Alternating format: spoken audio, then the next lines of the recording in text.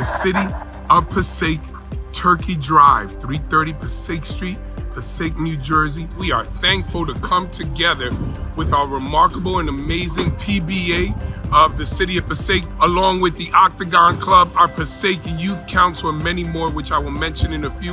Hola, Ciudad de Passaic, Nueva Jersey, es su alcalde Héctor Lora y tengo el orgullo, el privilegio, el gran honor de unir con nuestro policía de la ciudad de Passaic, los mejores policías en los Estados Unidos, también con el club de Octagon, con nuestro Consejo Juvenil de la Alcaldía y mucho más, nuestros servicios humanos empleados. Y en este día donde damos gracias a Dios, estamos repartiendo los pavos para el Día de Acción de Gracia. As I said, I'm very thankful today for everyone is coming together, and we are about to give out our amazing distribution of turkeys result, and a direct blessing from so many organizations that come together. Officer Nieves, president of the PBA. Thank you, Mayor. How you doing? I got Alex from Agave that was also helping us out. We got a couple of the PBA members that are out here. We got a couple of lieutenants and the officers that are helping us out. You know what? I just want to be blessed that I'm here with you and the residents of City of Passaic so we could get back a little bit. We do more when we work together. Nosotros logramos más cuando trabajamos unidos y colectivamente. What makes our police officers, our firefighters, our remarkable employees of City Hall so amazing is that they serve every day straight from their hearts. PBA, our FMBA, all of the restaurants, everyone that comes together. God bless and thank you as we continue here in Passaic. We're giving out turkeys, we're giving out gift cards, we're giving out additional resources. We're out here until supplies last, hasta que se acaben los suministros. No tenemos suministros sin límite, pero vamos a dar todo lo que tenemos, porque como nosotros recibimos, entregamos al pueblo para bendecir a Dios, para honrarlo y para siempre servir a nuestra comunidad. As we receive, we give in order to honor God, bless, and always support our community. God bless. All right, we're going. 1, 2, 3. Back!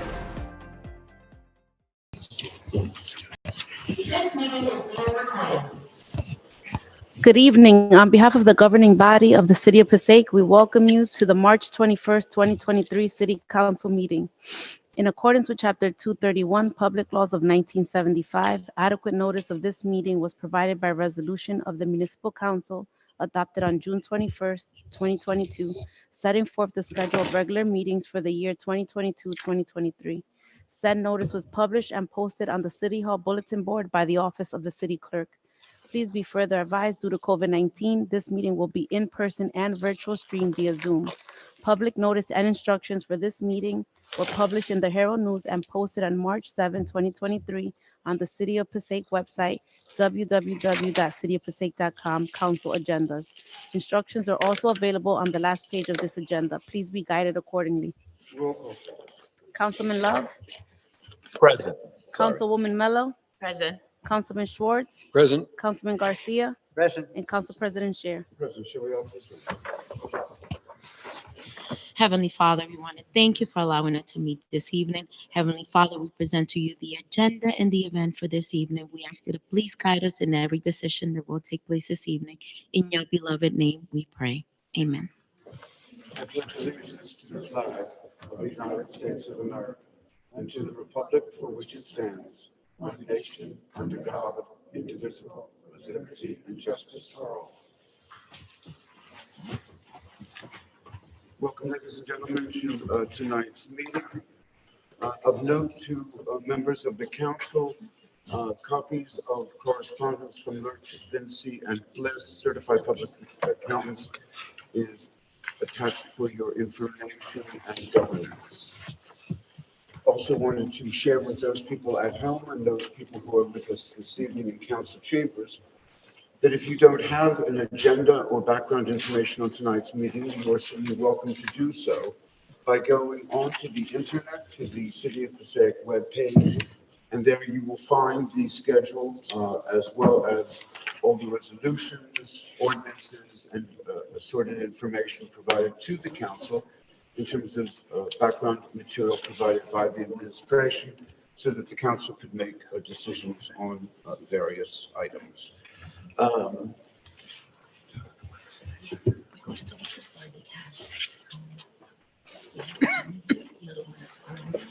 I'm told by Councilwoman Mello that a number of our honorees are on their way. Yes. I can well imagine. Councilman, would you? Yeah, we can start. We actually have Donaina Solis here, and I can start. All right. So we will get started. Yes, sir.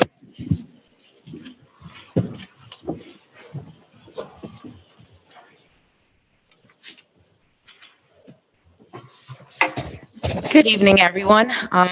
Today we have a few women from the community that we would like to honor.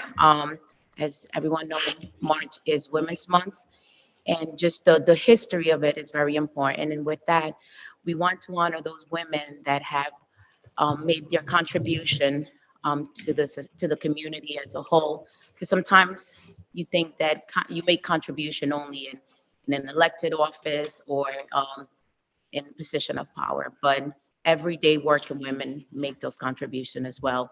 I mean, it took years for Women's Month to actually be recognized. Going back to history, the first time that it was actually taken into consideration was going back to 1911, and it did not become an official month until 1987 when Congress made it an official Women's Month for the month of March.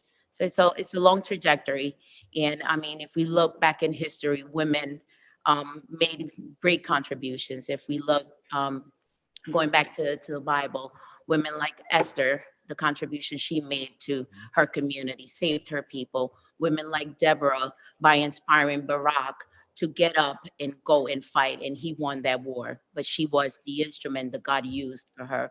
If we look at women in politics, I mean, we're looking at Margaret Thatcher, near Eleanor Roosevelt, who was a pillar in her husband's presidency for years. I mean, she was in the back, but she was there supporting him. Women like Hillary Clinton. We also look at Michelle Obama, Ruth Ginsburg. I mean, for so many years. So women are constantly making contribution in those scenes, but women that every day, mothers, sisters, daughters, they don't always get recognized. So today we would like to honor those women from our community. So we're going to get started, and we're going to start off with honoring Dunaina Solis, and she's presently here. So I will read her proclamation. Dunaina Solis was born on January 30th in the Dominican Republic to Maria Enriquez and was raised in the city of Las Vegas, where she attended Colegio Don Luis de Despadel and studied in la Universidad Nacional Pedro Enrique Ureña, a private university in Santo Domingo. Whereas Dunaina Solis arrived in the city of Passaic on March 17, 1993, along with her mother and siblings, Viaris and Ramon Solis, to follow her American dream by obtaining her college degree. And whereas Dunaina Solis studied communication in New York and together with her brother created an informative program, La Hora Light, in 2012. Dunaina Solis, as the main anchor and host, became known in an area of speaking on the topics that benefit the community in collaboration with different community organizations. And whereas since 2015, Dunaina Solis is the director of Yo Soy Así, an organization breaking down cultural barriers and advocating for Latinos family, confronting the challenges of autism and learning disability. And whereas Dunaina Solis is currently finishing her degree in psychology and family counseling at Pillar College, a private evangelical Christian college. And whereas Dunaina Solis, a single mother to Anthony and Pedro Guzman, has been an inspiration to many who know her source and pride of her children, her family, and those close to her. Now, therefore, Hector C. Laura, Mayor of the City of Passaic, along with the City Council, and on behalf of the resident of Passaic, honors Dunaina Solis during Women's History Month for the unwavering determination and perseverance that serve as a reminder that with hard work and strong passion, anything is possible. So let's welcome Dunaina Solis.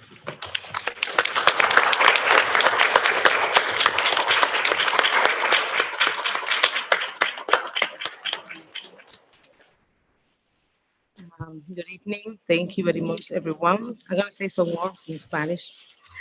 seré breve, lo escribí para que no se me olvidara.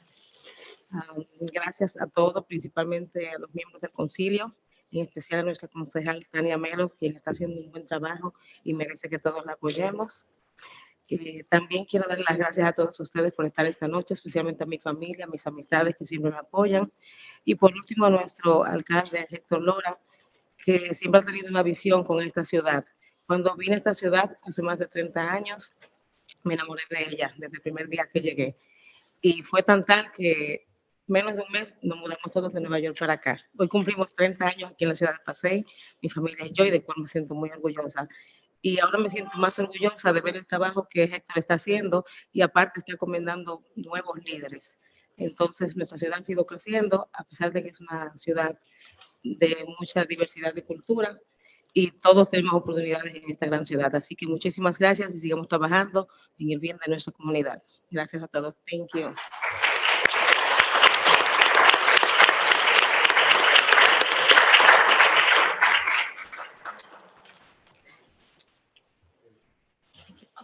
Okay, Councilman, perhaps we can get a photograph of you with, I was going to get. okay, even better, thank you. Sorry.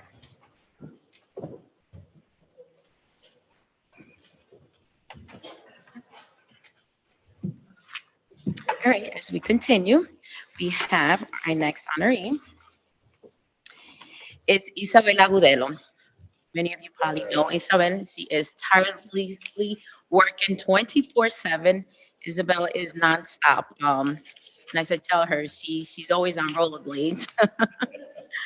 All right, whereas Isabel Agudelo was born in Colombia and is the ninth of four brothers and nine sisters, and is the first in her family to attend and finish higher education, graduating from her alma mater university in Pereira. And whereas Isabel Agudelo moved to the United States in search of an educational opportunity to follow her dreams of helping her mother and family, and has been a proud resident of the city of Passaic for over 41 years. And whereas upon arriving in Passaic, taught herself English and for around 10 years until she met William Pickett and Anne Redmond, teachers from the Passaic High School system who guided her, taught her, and helped her achieve her ESL, English as a Second Language, certificate. And whereas Isabel Agudelo furthered her education by attending the Passaic County Community College, graduating with an associate degree in information science.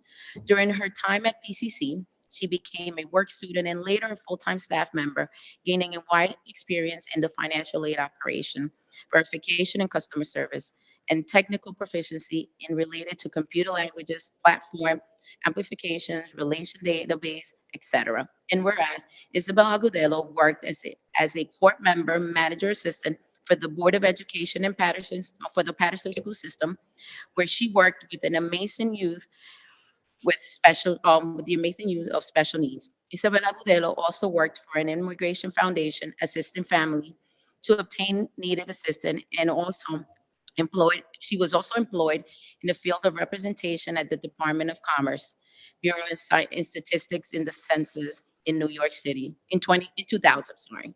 And whereas Isabel Agudelo has one child, two beautiful grandchildren, and the two bonus grandchildren who she loves with all her heart. She continues to reside in the city of Passaic alongside with her longtime companion and her beloved dog, Bobby. Now, therefore, Hector C. Laura, Mayor of the City of Passaic, along with the City Council, and on behalf of the City Council and resident of Passaic, honors Isabel Agudelo during Women's History Month for her unwavering committee and love to her community.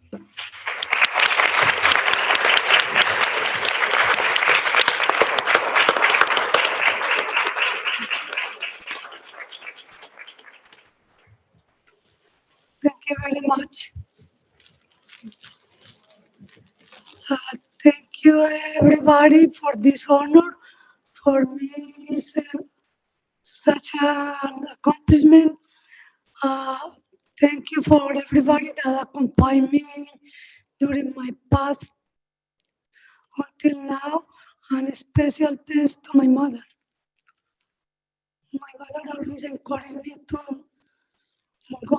go ahead and get education and to dream and try to reach success.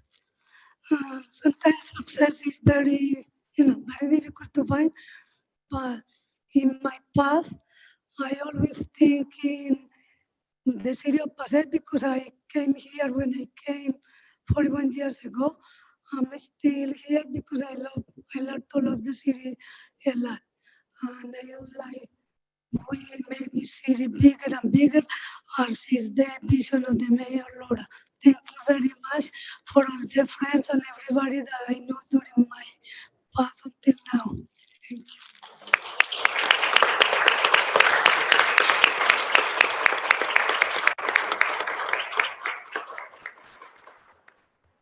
Okay, our next honoree is Ms. Dina Later. Whereas Dina Later graduated from Downstate Medical Center and has been practicing occupational therapy for 34 years. Dina Later is also a certified provider of the sensory integration and praxis test and a certified provider of the interactive metronome. In addition, Dina Later received an advanced training in therapeutic listening and MedTech and has undergone training in brain gym, applied behavior analysis, and in developmental individual differences and relationship model DIR.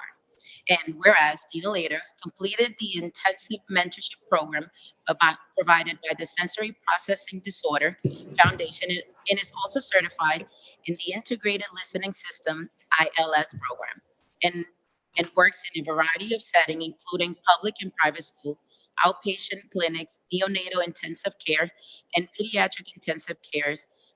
And whereas her desire to help each child reach their individual potential, Dina later founded Kid Clan Service Inc. 25 years ago in effort to ensure that every child receives quality pediatric therapy. Kid Clan has a state-of-the-art facility where kids can jump, crash, swing, have tons of fun. She has partnered with the Passaic School Board of Education since that time to provide therapy for Passaic most vulnerable citizens, their special needs students. The representative of the Passaic BOE are committed to helping every child and have goals that are consistent with those of Kid Clan. Kid Clan also provides therapy to children in their home through the New Jersey Department of Health Early Intervention Services. And whereas Dina Later provides frequent workshops to parents sharing knowledge and practical tools on how to parent a child with sensory integration challenges. She also provides educational and informative workshops to preschool and elementary school staff. And whereas Dina Later is passionate about children, and her mission is to help them make changes in themselves to empower them to make a difference in the world. Dina Later is a devoted mom, loves spending time and having fun with her beautiful family. Dina and her husband raised their children in Passaic, a great city filled with wonderful citizens, and are very grateful to be part of this wonderful community. Now, therefore, Hector C. Laura, Mayor of the City of Passaic, along with the City Council, and on behalf of the City Council and residents of Passaic, honors Dina Later during Women's History Month for the commitment and dedication to our youth and community.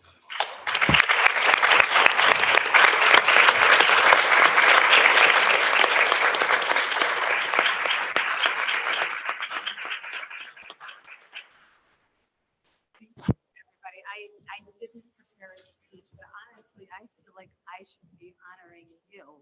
We feel so grateful to this site for what they've done for our children and for our Jewish community and for our whole Passaic community. It is a beautiful place to raise children. There's a warmth and camaraderie in the whole city that is so great that my kids want to live here also after they get married. And it's a beautiful place even physically to live. My husband and I constantly remark about the beautiful parks that we have here. I, I, it's just wonderful. And I thank the city council, I thank the citizens of Passaic, and I thank the Board of Ed because I have so much gratitude to you. Thank you.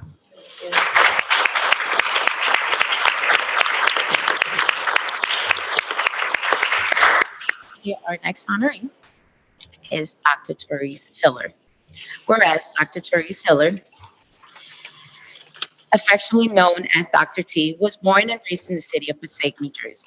Is one of a triplet. She is the founder and CEO of Plazetto Consider LLC, Therese Hiller Ministries, former adjunct professor for Essex County Community and Passaic County Community College. She is traveling independent instructor and education consultant for Therapy Travelers, Inc. And whereas Dr. Hiller is a licensed and ordained minister, certified in premarital marriage counseling, pastoral care, gang counseling, and suicidal prevention. She is an innovator, prolific writer, master wordist, transformational coach, and empowerment speaker. As of April 2022, Dr. Hiller was appointed by Governor Murphy to be the commissioner of the Passaic Housing Authority.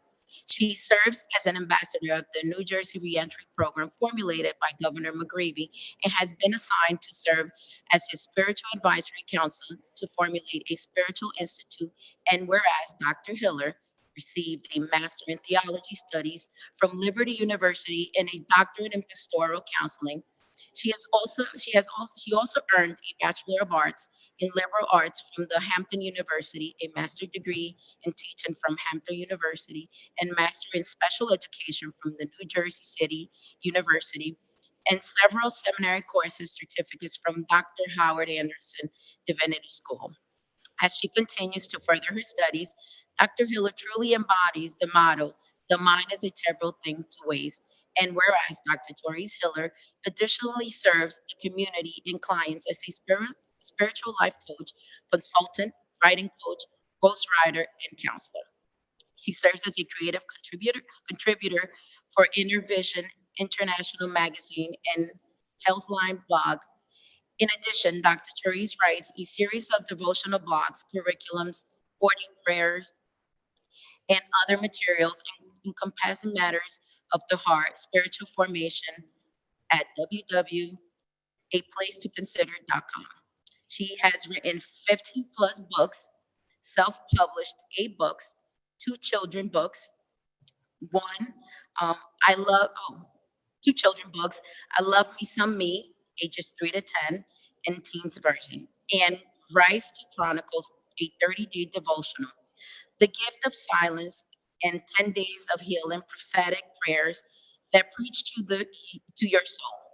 Daughter of the King, all available on Amazon. So go buy them, guys. Dr. Therese latest release, From Story to Glory, Part 1 and 2 of her personal testimony, is one of her proudest works.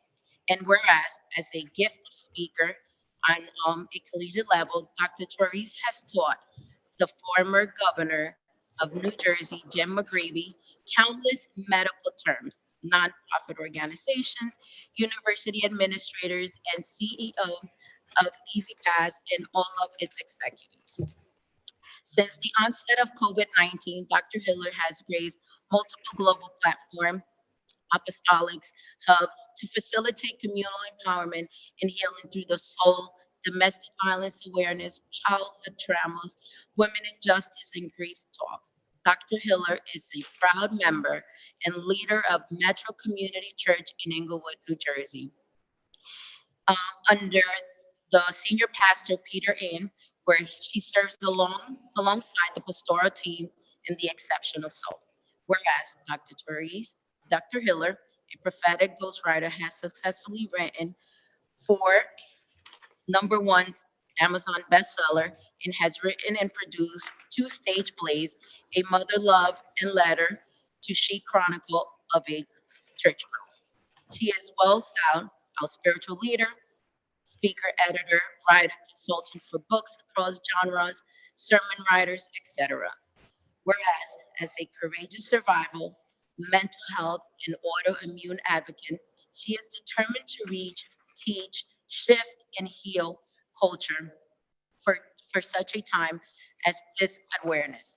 Practical teaching, encouragement, and the cultivation of the healed, holistic, and whole perspective. Dr. Hiller is a man about God's heartbeat, family, and beliefs in the power of community, love, and legacy to transcend generations. Whereas her personal transformational mantra is, you're not the sum of your past mistakes. Life is full of obstacles and opposition that become beautiful opportunity for growth. Your book is still being written, therefore, give it a page and keep on turning, Dr. T. Now, therefore, Hector C. Laura, Mayor of the City of Passaic, along with City Council and on behalf of the City Council and residents of Passaic, honor Dr. Therese Hiller during Women's History Month for the unwavering commitment and love and serving first to God and for all our communities. Let's welcome Dr. Therese.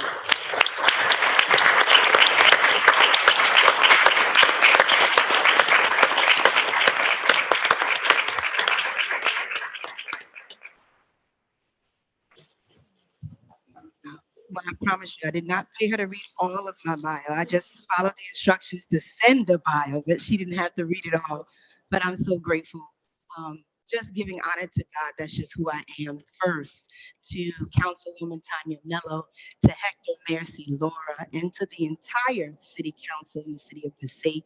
I just want to say thank you so much for this great honor. I'm truly, truly just surprised and in awe to continue to do the great work that I do. So I'll just read this to encourage each of us and to each of the women that were just around being honored with me. I salute each and every one of you.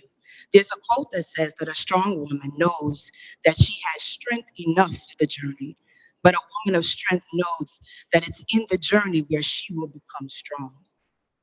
I'm grateful for this award, but I want us to know that our journeys in life are never easy or can be woven into one chapter or even one book.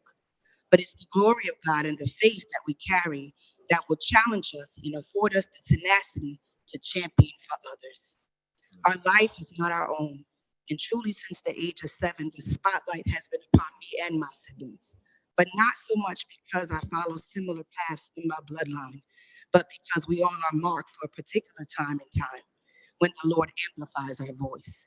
And so today, my life is to spotlight transformation, to spotlight love, to spotlight grace and fidelity for the future and all of our communities in our regions and even nations abroad.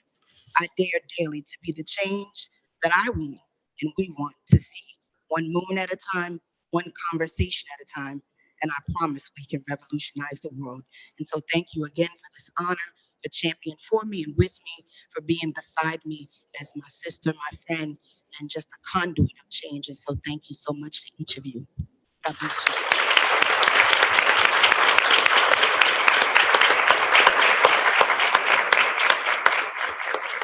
If all the ladies that were honored could please come so we can pose for a picture.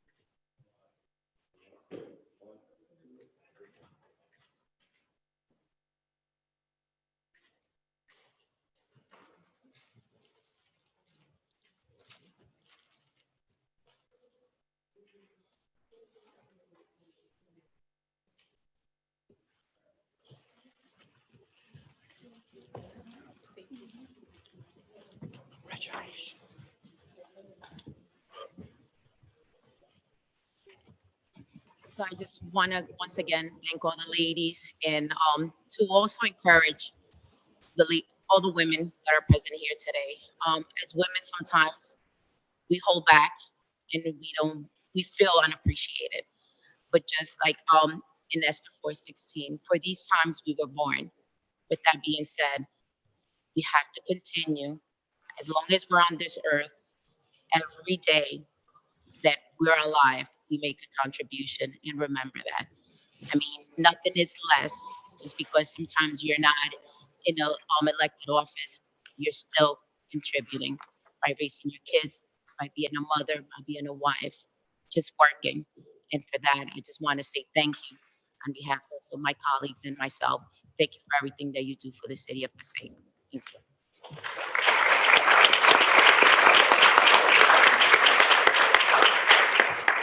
First and foremost, on behalf of the council, Councilwoman Mello, thank you so very, very much for putting together such an extraordinary presentation this evening.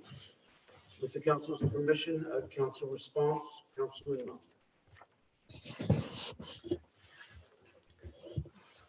Thank you, Mayor. Thank you, Councilwoman, for this presentation. I guess it's long overdue for this for these awards, and to thank the mayor who has really started this call it ongoing proclamations of really pointing out people that have added so much to the city, and that's what makes the city so great, and just motivates more and more people to want to add and to do better. So we appreciate that and appreciate all the hard work for everyone to make this happen. Thank you. Thank you, Councilman. Councilman Love. Thank you, Council President. First, thank you, Mayor, for your input and your assistance with this. And of course, my colleague, my very beautiful and capable colleague, Miss Leiter, actually stole my thunder because you should very well be honored yourself, Tanya Mello, for all the work that you've done in the community and you continue to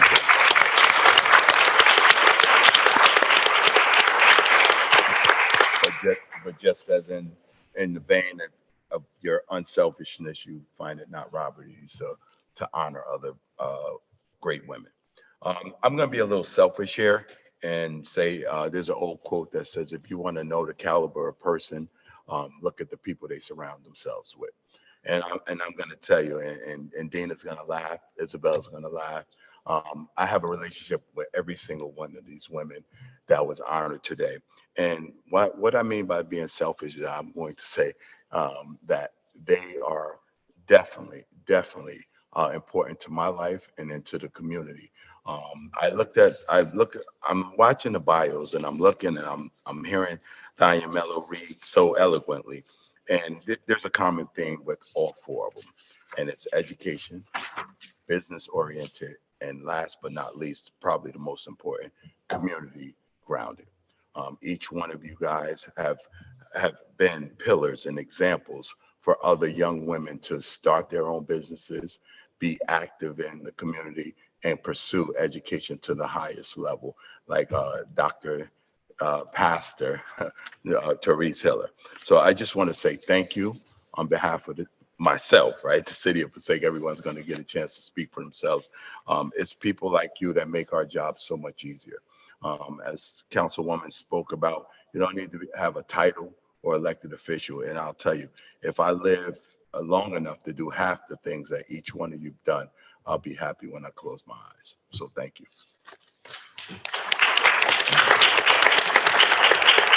Thank you, Councilwoman. Thank you, Council President. Just want to say to the ladies, I mean, for me, it's an honor to know women like you, women that are selfishly, constantly making contribution day in and day out. As I met Isabel, tirelessly, helping community members, immigrant families, helping them with translation. Just doing so many things. Dunaina, the same thing, helping organization. Now with the Yo Soy Así, that really helped Latino family, with children.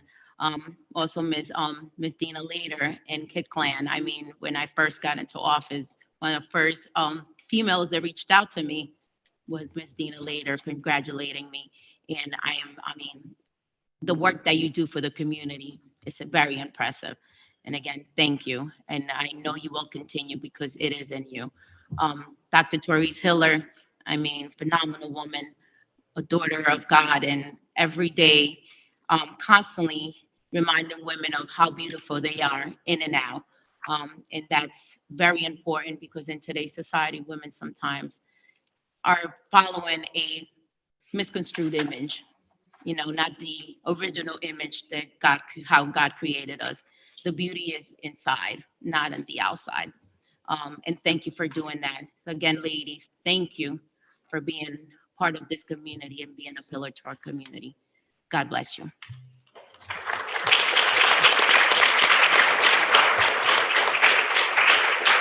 Thank you, Councilman. Councilman Schwartz. Thank you, Mayor Laura, for putting this together. Councilwoman Mello. That's why this is the first time we're doing this, but each one of you makes unique contributions. I'm very happy that we were able to recognize you. Everyone is able to contribute in their own way, and keep doing what you're doing. Thank you. Thank you, Councilman. Councilman Garcia. Thank you, Mr. President. Thank you, Tanya, for putting such a wonderful act together, something that we should be recognized when we are next to a lady that goes to work every day, come home to to her family and children. And this is not easy. You go through a lot, but thanks God, because we have ladies like you. That's why we men recognize your hard work. So congratulations. Thank you, Mayor, for your input on all this. Mel, Tanya, again, you deserve to be recognized, something like this. So God bless you all. Thank you. Thank you, Councilman. Councilwoman Mello. Yes, just also want to say thank you to Kathy Martin. Absolutely. And yes, and Ms. Weatherly Frias for helping me through this. I mean, these are two selfless women that work very hard. I mean, they are, every time we call, they're there supporting us. And thank you, because you guys are also phenomenal women. Thank you. On behalf of the council, first and foremost, Councilman Mello, thank you so very, very much for the time and effort to put this program together. It reminds us of so many things, including the need for us to say thank you to those individuals, men and women, who have done so much to make this community grow and prosper to what it is today. It is not by luck that we are where we are, with our parks sparkling, our schools in transition, new schools being built, building going on throughout every corner of the city. It's the result of, thank you, it's the result of the work of men. It is the result of work by women. We have long passed the stage where we can afford to treat women separately. We must look at them as not only as equals, but indeed in so many areas, unfortunately or fortunately, much better than men at what they do. So it's fascinating to me how the world itself is dependent upon men, perhaps a little bit, but women so much, from all courses there are. With that, Mayor, I'd like to turn to you to have you make comments, if you would, on International Women's Day. And I know you also have your regular input. Thank you, Council President. Councilwoman Mello, thank you for your leadership, your vision, not just in this specific ceremony in this evening, but consistently highlighting the work and efforts of leaders in our community. It is important, as we note that today's meeting is recorded and will be up on our local cable channel as well as social media, that individuals in our community can see examples of exemplary and remarkable individuals who have shaped our city and have served in such a remarkable way. I too, like Dr. Love and my colleagues on the City Council, as I'm hearing the bios, I would like to say that I'm blown away. But I've come to expect the very best of those in Passaic because Passaic is such a remarkable city. So I'm reassured to know that the individuals that are leading are the kind of individuals that our children can look up to, not just our little girls, but all of our children. You know, Dunania, besides your remarkable sancocho skills, you know I was going to say it. For those of you who don't know, sancocho is a traditional Dominican soup that Dunaina had promised 7 years ago that I would taste. And to this day, we still haven't had it. So I've seen pictures of it online. So it's an ongoing joke.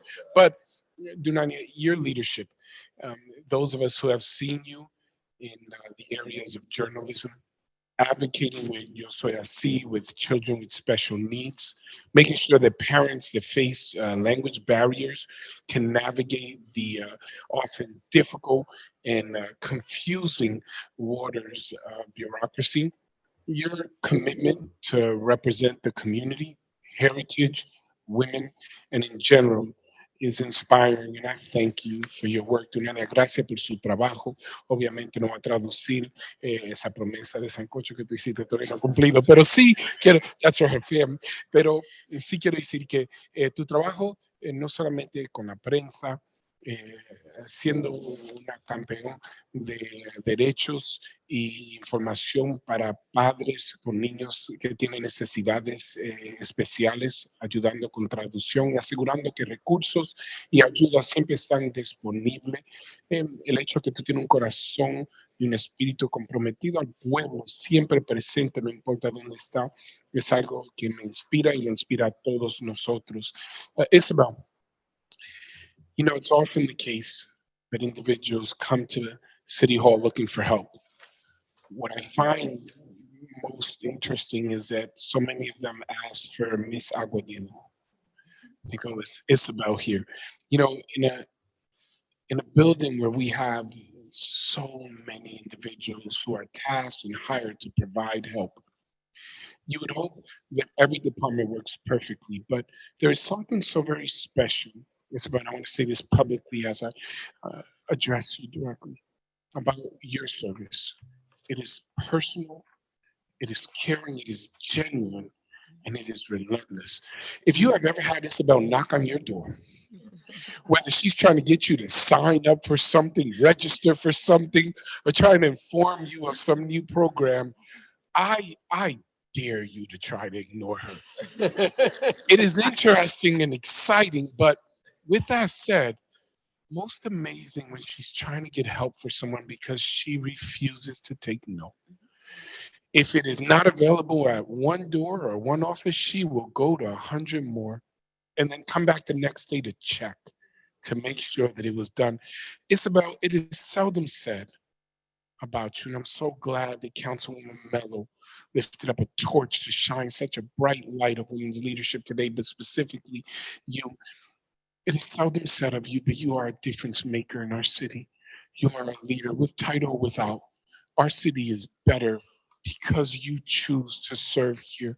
You have impacted elections, you have impacted the lives of children and adults and families. Isabel, as mayor, I thank you because if our city continues to progress, it is because of remarkable individuals like yourself.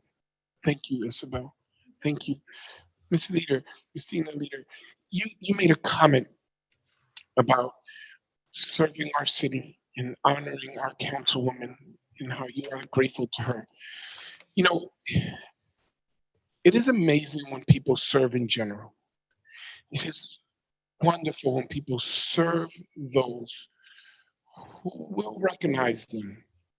But it is something divine to devote your life to those who are most vulnerable. When a parent has a child who faces challenges, special needs, developmental issues, they are often facing so many problems and scared and don't know where to go. You chose to create a beacon of hope, service, and resource in this city that opens its doors to every community. And when a parent comes in, and I don't speak in general, I can tell you from personal experience, as a parent of a child with special needs, when they can go somewhere and not only know that they're going to receive help and direction, to be welcomed, be made to feel human. You would think that that is the expectation, but it's not always the case. You see, it is the expectation of every parent that their children will never have any challenges. It would be their hope, right? But we know that we live in a state where we have the highest cases of children born with autism, special needs, and challenges. I I wanted to preface my thank you to you and your service, and again to reinforce my admiration of Councilwoman Mello, to make clear to everyone it was at her direction that today's event occurred. She specifically wanted these individuals honored. I wanted to tell you that I'm sure you've heard testimonies from parents. I'm sure that the smiles on the children's faces when they're receiving these services, these crucial, most essential services during the most important developmental ages of their lives and stages. But your legacy is one, and I think a proclamation is wonderful, it's beautiful, can cannot be recorded on paper, no on a plaque. I would propose to you not even on stone or a statue. It will be on the countless lives that you have impacted, on children that will be able to have jobs, that will be able to interact socially, that will be able to connect with others in a way that I will say publicly they would not have been able to if you wouldn't have chosen to devote your time to a profession that is so noble, so important. It is a remarkable thing that you do. It is most honorable. I would propose to you that, regardless of gender, it is one of the most noble things I have seen, whether from men or women in our city. Thank you for this service. Thank you for your leadership. Thank you for your humble heart. To receive this award is a wonderful, wonderful thing, but to know that all of us see you, we see what you do, and we thank you. Thank you so very much. Dr. Therese Hiller, wow, that was a remarkable account of your history, your studies, your accomplishments. You know, I've seen you serve in housing, I've seen you serve in the areas of faith, I've seen you serve in the community. I want to thank you because you are from Passaic, you were educated in Passaic, and you have achieved so much. You chose to come back to Passaic and to continue to serve here. And that's what we truly need in our community, individuals that are willing to give back. And you do that every single day. Now, I've, as of yet, not seen you reject a single invitation to help and to serve. I've seen you around when there are no cameras. I've seen you around when there are no recognitions, just willing to serve. So I'm so very glad to see you honored today. I wanted to say a bit about each of you because as a mayor, I think our council president articulated it best. If our city progresses and has success, it is because of the combined efforts of remarkable men and women in our community. But as mayor, I get to benefit so much from people to say, hey, Mayor, the city's doing really well. And it's because of individuals like yourselves. So I want to thank you so very much. Quiero expresar mi gracias a cada uno de ustedes. And, you know, Councilman Monk, I'm so excited to join with the council to begin this tradition of honoring people with certificates and proclamations because it's something that we do together.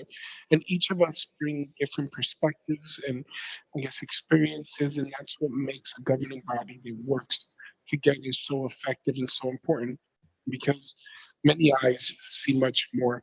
And I think that it's remarkable. Again, I'll conclude where I began with you, Councilwoman Melo, that you took time to notice these amazing leaders and acknowledge them. I do have my city report, but I'm going to ask Council President if I can put that off because we've already acknowledged individuals. I want to give appropriate time for pictures, and I think you'll take a break. And if anybody wants to hear about the report of the city, I'm sure the council president will give me an opportunity to share it. And thank you again. Thank you, Councilwoman. Thank you, members of the City Council. Thank you, Mayor. At this time, we'll take a brief recess for about 7, 8 minutes and then come back into work session. If I may ask the women who are honored, if you wanted to take special pictures with whoever is here, now is a good time to do it. We'll reconvene in 5 minutes, please. Motion Second. and second, roll call to reconvene. Councilwoman Mello, Yes. Councilman Schwartz, Councilman Garcia, Present. and Council President Sher. Present. We are up to Roman numeral 6 in our agenda tonight, hearing of citizens. In accordance with the Open Public Meetings Act, NJSA 10:4-1 et sec, the council opens every public meeting for comments of the public. However, in accordance with NJSA 10:4-12, nothing in this act shall be construed to limit the discretion of a public body to permit, prohibit, or regulate the active participation of any meeting. Therefore, the city council will not entertain any comments from persons who communicate obscene material, make statements which are considered bias, intimidation, in which any person attempts to intimidate any individual or group because of race, color, religion, handicap, sexual orientation, or ethnicity, or makes personally offensive or abusive, defamatory or profane comments intending to harass or speak any offensive or abusive language. The person who makes these statements will relinquish their allotted 5 minutes for public discussion.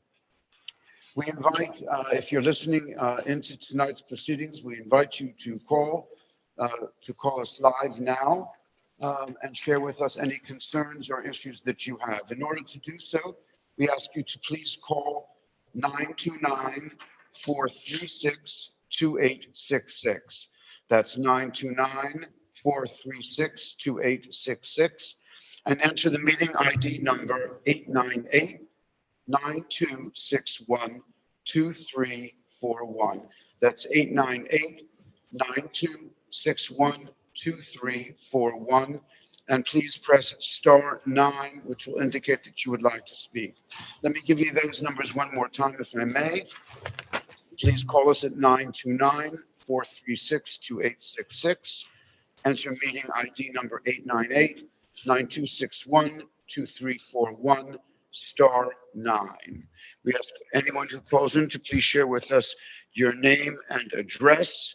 And we remind everyone that we ask everyone to conclude the remarks in 5 minutes. Is there anyone who would like to address the council at this time?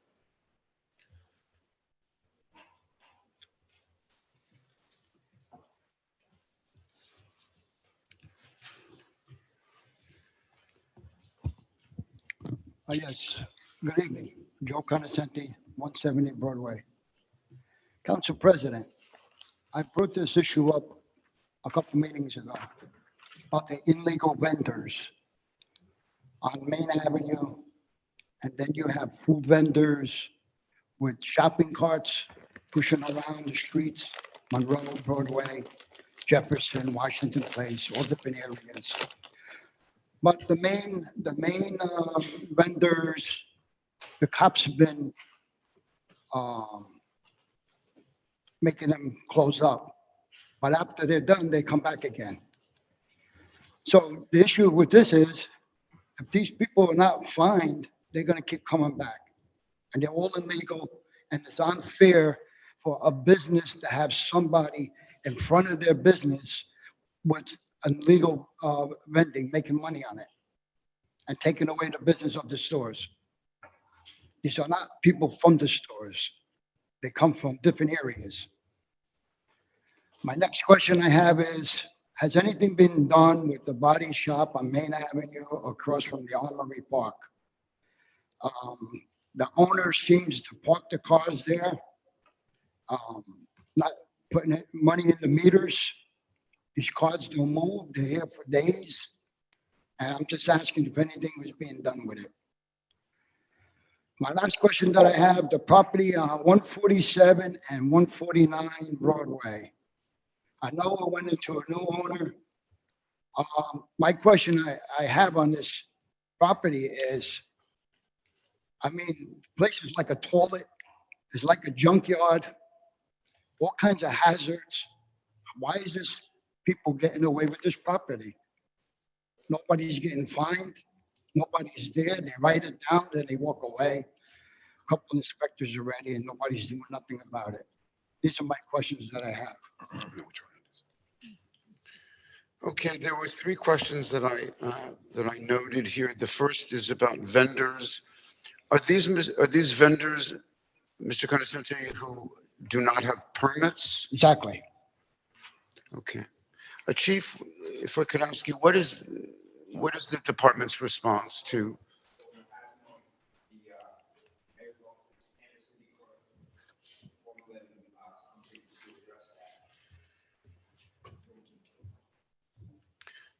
Okay, because what the gentleman says, we all know and we all agree, for those individuals who are running stores and paying rent, it puts them at a tremendous disadvantage financially. Okay.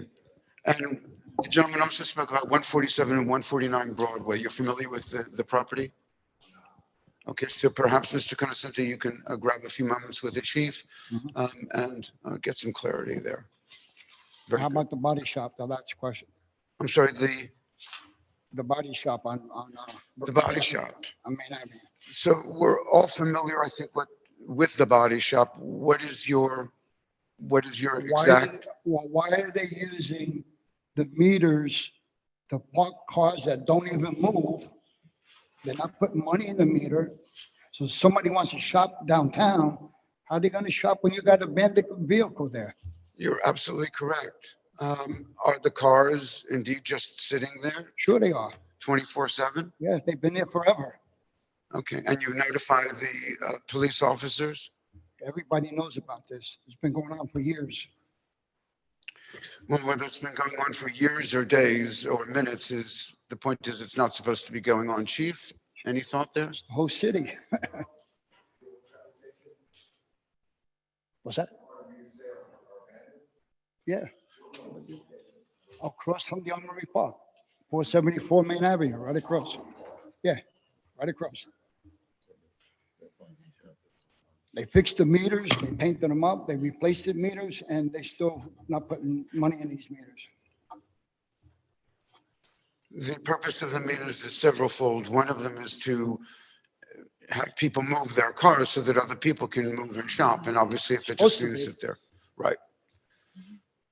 Chief, can you get back to Mr. Conoscente as well as to this council in terms of these items? These are important items, sir. Thank you. Thank you. Madam Clerk, do we have anyone on the wire? No, not on the Zoom, sir. Is there anyone who would like to address the council? Seeing no hands, I move to close the public. Second. Motion and second, roll call to close. Councilman Monk, Yes. Councilman Love, Yes. Councilwoman Mello, Yes. Councilman Schwartz, Yes. Councilman Garcia, Yes. and Council President Shea. Yes, thank you. We're up to ordinances for second and final reading. We're in numeral 7 on our agenda. Number 1, proposed ordinance 2386-23, an ordinance amending chapter 189 of the City of Passaic Code to require the inspection of rental dwellings for lead-based paints. Is there a motion, please, to open public discussion? Motion? Second. Second. Roll call, please. Councilman Monk, Yes. Councilman Love, Yes. Councilwoman Mello, Yes. Councilman Schwartz, Yes. Councilman Garcia, Yes. and Council President Shea. Yes, thank you. Mr. Fernandez, can you help us with this one, please?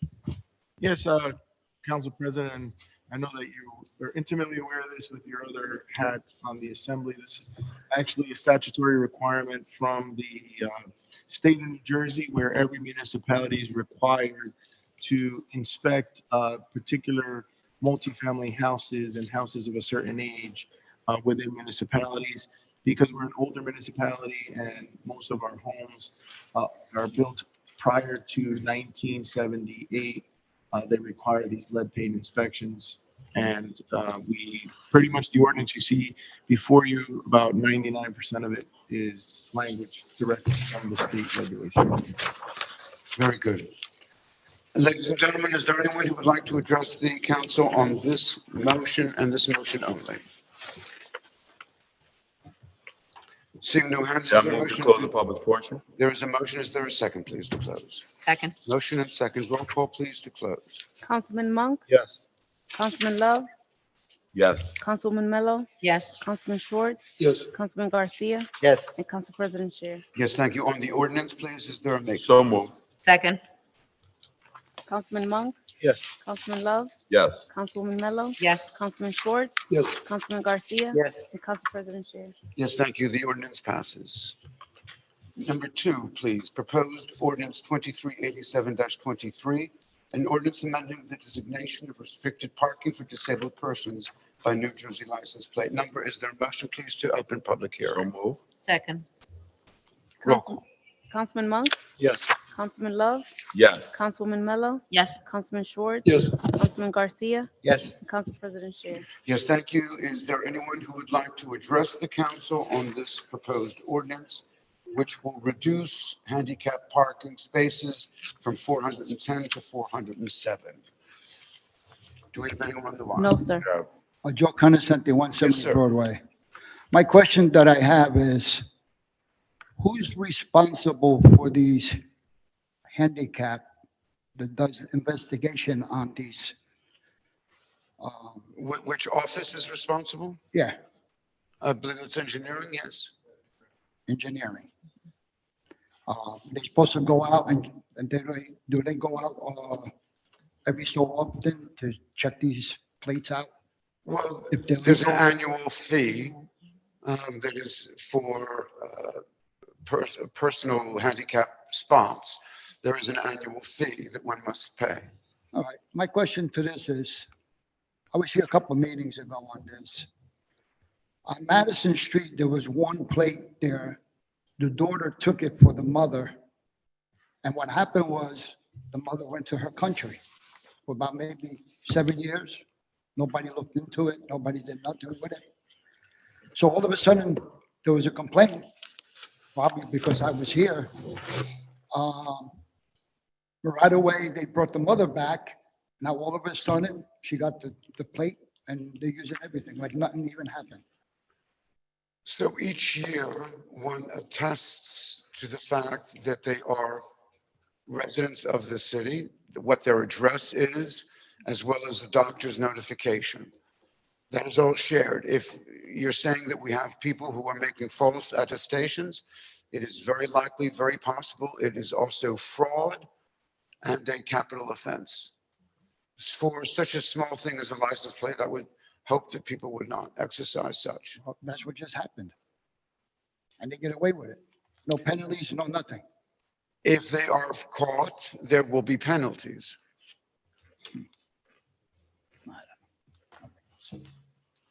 Anyone else wish to address the council on this item and this item only? Seeing no hands, I move to close the public portion. Second. Councilman Monk, Yes. Councilman Love, Yes. Councilwoman Mello, Yes. Councilman Schwartz, Yes. Councilman Garcia, Yes. and Council President Scher. Yes, thank you. Is there a motion, please, to accept the order? So moved, Council President. Second. Councilman Monk, Yes. Councilman Love, Yes. Councilwoman Mello, Yes. Councilman Schwartz, Yes. Councilman Garcia, Yes. and Council President Scher. Yes, thank you. The ordinance passes. Number three, please, proposed ordinance 2388-23, an ordinance amending Chapter 75 alcoholic beverages, Article 1, sale and distribution, Section 21, nude or nearly nude activity of the City of Passaic Code. Is there a motion, please, to open public hearing? So moved. Second. Roll call, please. Councilman Monk, Yes. Councilman Love, Yes. Councilwoman Mello, Yes. Councilman Schwartz, Yes. Councilman Garcia, Yes. Council President Scher. Yes, thank you. Mr. Fernandez, what are we doing? So it's been no secret of the mayor's intentions with actually the next three ordinances for regulated activity and the activities that are illicit and problematic. We have sat here between this council on many occasions, and the mayor has discussed things like human trafficking and sale of alcohol to minors or use as minors as dancers and things of that nature. So one of the things we did in this ordinance is heighten the penalties for any illegal activity, as well as make changes that state's regulation on alcoholic beverages, specifically for gentlemen's club or adult dancing venues. This would make our ordinance consistent with the state, as well as be one of the four at the forefront of the highest penalties for these types of establishments if they are conducting illicit or immoral activities. Very good. Any questions for Mr. Fernandez? Yes, Council President. Please, Councilman Love. Now, you said the forefront, are surrounding municipalities instituting ordinances as such? They have them in place like we had, but with much lower penalties. So And we would be that, when I say forefront, at the highest levels of penalties for these types of illegal activity, right? So let's be clear. They have to be conducting illegal activity at this location, totally. and then they would be, right? If they're functioning the way they should under the law, then they can function without. And in terms of legalities with setting the highest, right, fine, it's not consistent. Is there any pushback or any repercussions that may come to us because of the absorbent? Well, I'm not gonna say absorbent. I'm going to say because of the when we set the fines at. So one would argue that if the establishments were the ones complaining, that's probably the establishment we should take the closest look at, because if you do nothing wrong, there are no penalties, right? And what we're talking about is like significant immoral activities like child endangerment and human trafficking. So those are the kind of Say no more. penalties that I'm we're good talking with about. whatever fines are. Okay. Thank you. Is that correct? I want to make sure that. Thank you. Are there any other questions from the council or members of the public? I do have, I see here, this is an ordinance 5, I'm probably going ahead of myself. Which one? I'm sorry. It also, because it's ordinance 3 to 4 and 5. It's all, Excuse me, ma'am. I'm sorry, yeah. I need you to bring you back to ordinance. This also includes those parlors. That's actually number 5, ordinance, number 5 on the agenda. Okay. It's the massage parlor. Okay. Thank you. Very good. Is there anyone on the line? No, sir. Very good. Is there a motion, please, to close public hearing? So move it, Council President. Second. Motion and second to roll call. Councilman Monk, Yes. Councilman Love, Yes. Councilwoman Mello, Yes. Councilman Schwartz, Yes. Councilman Garcia, Yes. and Council President Scher. Yes, thank you. We're up to number 4, please. Proposed ordinance Council 2389-23. An ordinance amending Council chapter. President. We need to move on that ordinance. I'm sorry, We need to move on that ordinance. we didn't move on that one. Excuse me very much. So move it. On 2388-23, can I have a maker of the You motion? got it. Second. There's a maker, there's a second to approve. Councilman Monk, Yes. Councilman Love, Yes. Councilwoman Mello, Yes. Councilman Schwartz, Yes. Councilman Garcia, Yes. and Council President Scher. Yeah, now we're at 4? Yes. Okay, good. Proposed ordinance 2389-23, an ordinance amending chapter 129 entertainment to add section 15 lewd or immoral activity. Is there a motion, please, to open public hearing? Move. Second. Move in second, roll call, please. Councilman Monk, Yes. Councilman Love, Yes. Councilwoman Mello, Yes. Councilman Schwartz, Yes. Councilman Garcia, Yes. and Council President Scher. Yes, thank you very much, ma'am. Ladies and gentlemen, at this time, the council is considering proposed ordinance 2389-23. If you would like to comment, we ask you to please call us. Do we have anyone on the wire? No, sir. Are there any questions on proposed ordinance 2389-23? If not, is there a motion to close public hearing, please? So move. Second. Motion and second, roll call, please. Councilman Monk, Yes. Councilman Love, Yes. Councilwoman Mello, Yes. Councilman Schwartz, Yes. Councilman Garcia, Yes. and Council President Scher. Yes, thank you. This is on the ordinance now? On the ordinance, is there a motion to accept, please? Move it. Motion Second. and second, thank you. This is on number 2389-23. Councilman Monk, Yes. Councilman Love, Yes. Councilwoman Mello, Yes. Councilman Schwartz, Yes. Councilman Garcia, Yes. and Council President Scher. Yes, thank you. On the ordinance? Number 25 now. I mean, I'm We're number good. 5. Yeah, we're moving. To move the ordinance now. Very good. Is there a motion to move the ordinance 2389-23? No, we're on number We 5. moved it, we're done. Yes. One of these days I'll get it straight. Proposed ordinance 2390-23, an ordinance amending chapter 90A, barbershops, cosmetology and hairstyling, article 3, massage, bodywork, and somatic therapy establishments, Section 21 violations and penalties of the City of Passaic Code. Is there a motion, please, to open public hearing? Move it. Motion Second. and second. Roll call, please. Councilman Monk, Yes. Councilman Love, Yes. Councilwoman Mello, Yes. Councilman Schwartz, Yes. Councilman Garcia, Yes. and Council President Scher. Yes, thank you. On number 5, please, Mr. Fernandez, your thoughts. Yeah, so this continues with the same theme. This is specifically for the type of establishments mentioned, specifically massage, bodywork, and somatic therapy establishments, where penalties for illegal activity is heightened for those establishments. Because I know that's kind of the trigger of all these ordinances actually came from the massage parlors and the struggle with the owners and continuing these illegal activities with some of these massage parlors. Very good. Do we have anyone on the wire who wishes to comment with it? No, sir. Any questions from the council? Hearing none, is there a motion to We have close? one We person. have a We do have someone, Mr. Conoscente. Joe Conoscente, 170 Broadway. This was brought up a couple meetings ago. I gave you like 3 places. 2 days later, they were raided. 2 days later after that, one place opened up again. I don't know if anybody knows that. The place reopened again on Broadway. The problem, it's a big problem because all these people that run these places, they're out of New York, Queens, all them different areas in New York. There's a lot of after hours, late hours that I don't even think these guys know about it. I don't know if any of these places are registered, but you know, a lot of stuff goes on. They're all over the place. I got about another 7 listed here. That's in Passaic. But who's gonna go out there and investigate these places? I don't know anybody. The same body that investigates charges of illegality today, the police department.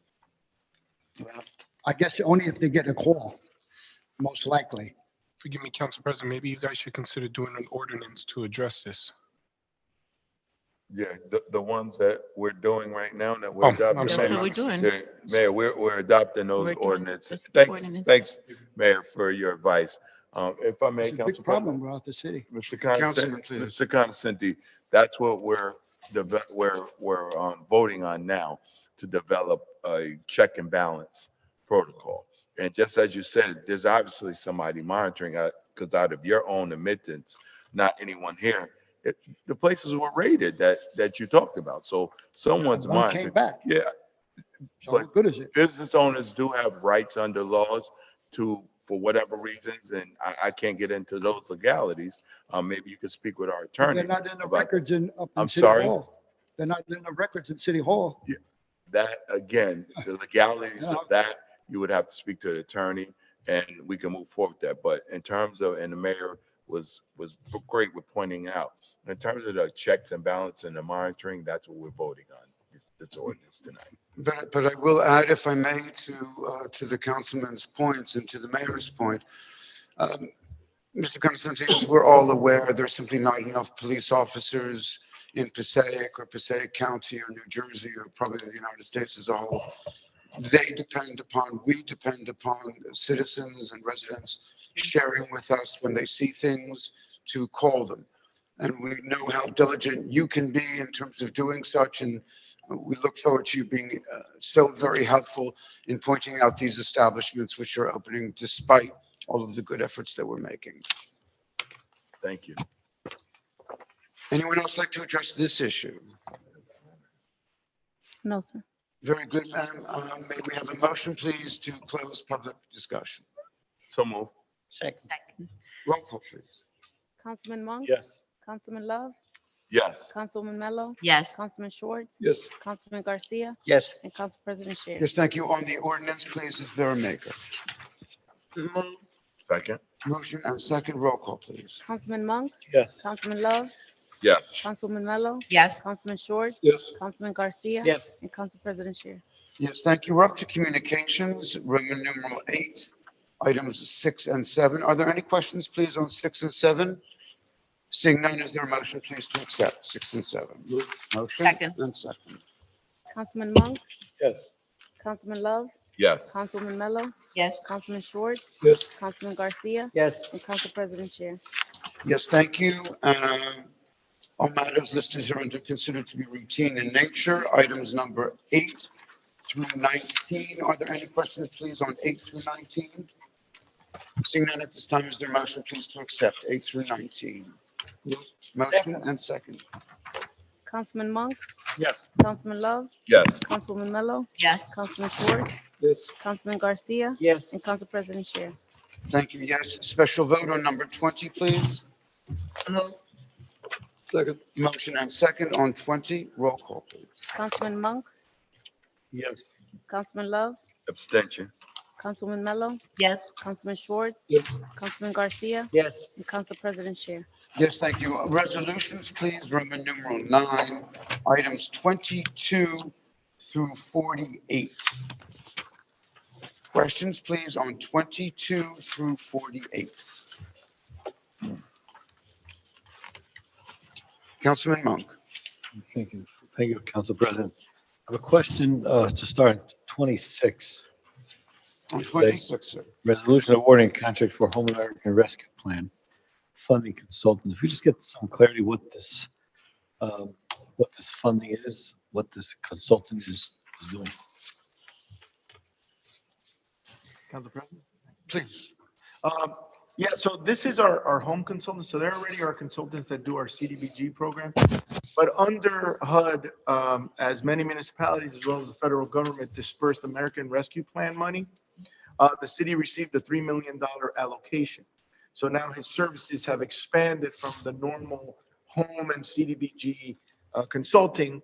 And because of this additional reporting requirements, this consultant would be then responsible for that reporting for this money, which is separate and apart from his original contract with CDBG and home funds, which are federal funds. And all this is funded, even this contract here is funded through the American Rescue Plan funds of the federal government and their allocation to the city, which is even a separate allocation from what we received as a municipality through the state of American Rescue Plan money. So, and in terms of their hourly rate, does this include travel, or there's no traveling? No, there's almost never any traveling. And again, this is a not to exceed amount. So I could tell you that they haven't, even under their other contract, hit the number. We've never had an issue with their contract amount. The reason I'm asking about the traveling is they're located in Pennsylvania, almost Agreed. 2 hours away. So they're $10 cheaper than the next bidder, but the next was in New Jersey. So we're trying to save $10, but if they're charging us 4 hours a day for traveling, it's 2 hours each way. And We're not coming out ahead. I'm glad you brought that up because even in our other professional service contracts, we don't include travel time or lunches by that matter, because, sometimes you get billed for lunches and travel time. In our contracts, when we bid it out, all our professionals know there is no travel time and there is no meals, that are charged as part of their agreement. So that's a good question. And the general policy, none of our professionals get travel time or meals. So I guess this will be included in that. This is one of the same contracts. And again, this is not a new vendor. They've been with us for a very, very long time. And this is just expanding their current services to include this American Rescue Plan services. Okay, thank you. I also have a question on 27, more of a general question. With emergency sanitary sewer work, I mean, it used to be, we saw one here, one there, one every couple of months. And I think consistently we're seeing in every single meeting, the emergency sewer work. So, like, what's that all about? Like, what's happening? All of a sudden, this is being, twice a month we're getting these emergency things, as opposed to it was like once every few months. I don't know if they were once every 2 months, because since I've been here, there's been a lot of sewer repairs. But what I can tell you is, quite frankly, is the age of our system and what our system is made of. We've been very lucky that most of our system has lasted as long as it has.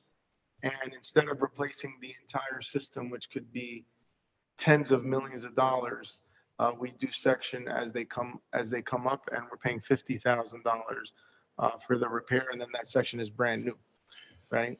Has the lead replacement lines been of assistance positively in that respect? It has been of assistance positively, but they really don't tie into the sewer system. That's our water system. Okay, So that's a separate benefit. right. Okay. But just for the record and to continue with how we've done it in the past and we do it now is there's 3 quotes that are received for this emergency, and we go with the lowest bidder. And historically, if you recall, Councilman, they would almost consistently be 6-figure repairs. And now, very rarely that we go as high as the one that's on here this evening.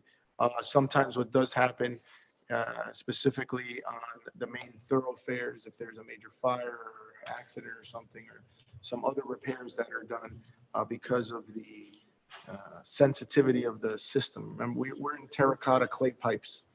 A tree root at this point can break through the terracotta pipe, requiring the repair.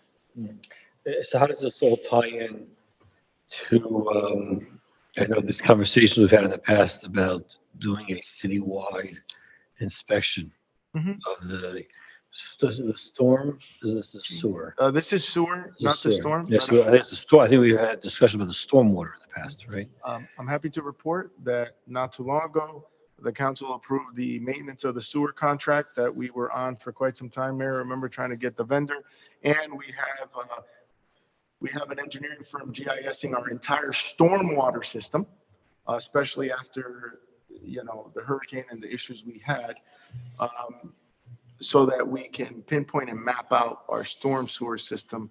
And we're developing a more advanced techniques in getting to the inlets that create the backups for the storms. I know the mayor was huge on that, especially after all the issues we've had, and the council's been vocal as well about what we do with those inlets. So out of the American Rescue Plan money, part of that is infrastructure. We've used that money for those services so that we can start addressing and the mapping of all that system. When is it expected to have that whole system mapped out? So they're already in the process of that. I believe just as late as last week, they were, so they would call DPW. The way it works is DPW goes, they clean out the inlet, the company comes in, GPS is the line, then they go to the next one. And because we do have several hundred inlets throughout the city, it takes some time, but I got to tell you, I believe they're more than 75% done already. So we're very excited that we hope to have a map of the whole system shortly. Oh, cool. Okay, excellent. And my last question I have is Resolution 32. This awarding a contract for mapping conceptual drainage design stormwater investigation report. I guess maybe just piggybacks what we just discussed. How does this tie in with what we just discussed about doing? So this is a little different, okay, because this is for an actual design. Well, first, it's finding out what the issues were. So Hammond Avenue is by Gregory Avenue, Monroe Street, Montgomery. If the council recalls, there was, after the hurricane, there was massive flooding, and our entire number 11 school, right here where football fields got damaged and destroyed because of the rain. The system is the Hammond Avenue system. So we finally were able to get an engineering company that can look at that system and redesign it to avoid that in the future. So that's what they're looking at, so that we can then, again, with American Rescue Plan money, repair that section to avoid that catastrophic loss of the field.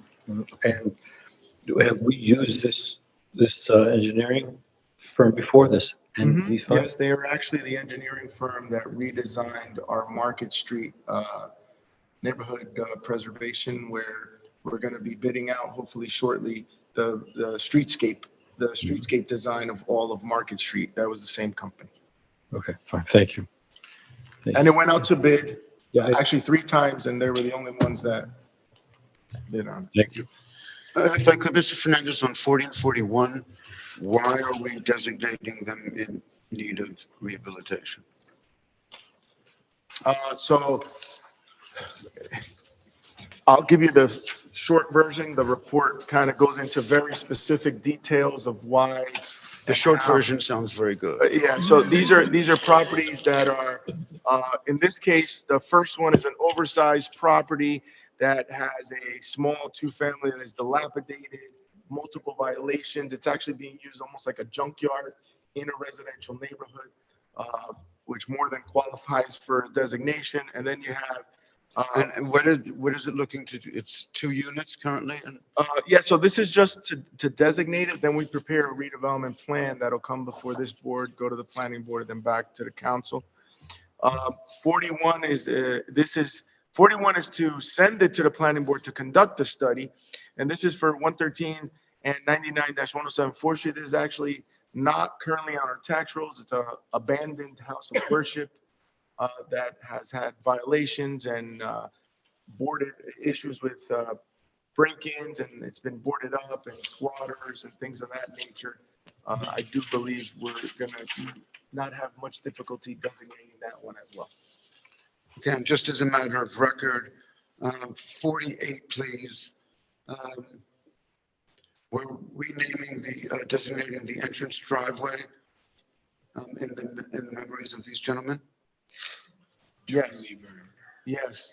So as you recall, 54 Grove Street is our old EMS building, currently our juvenile center, and houses our vendor for EMS.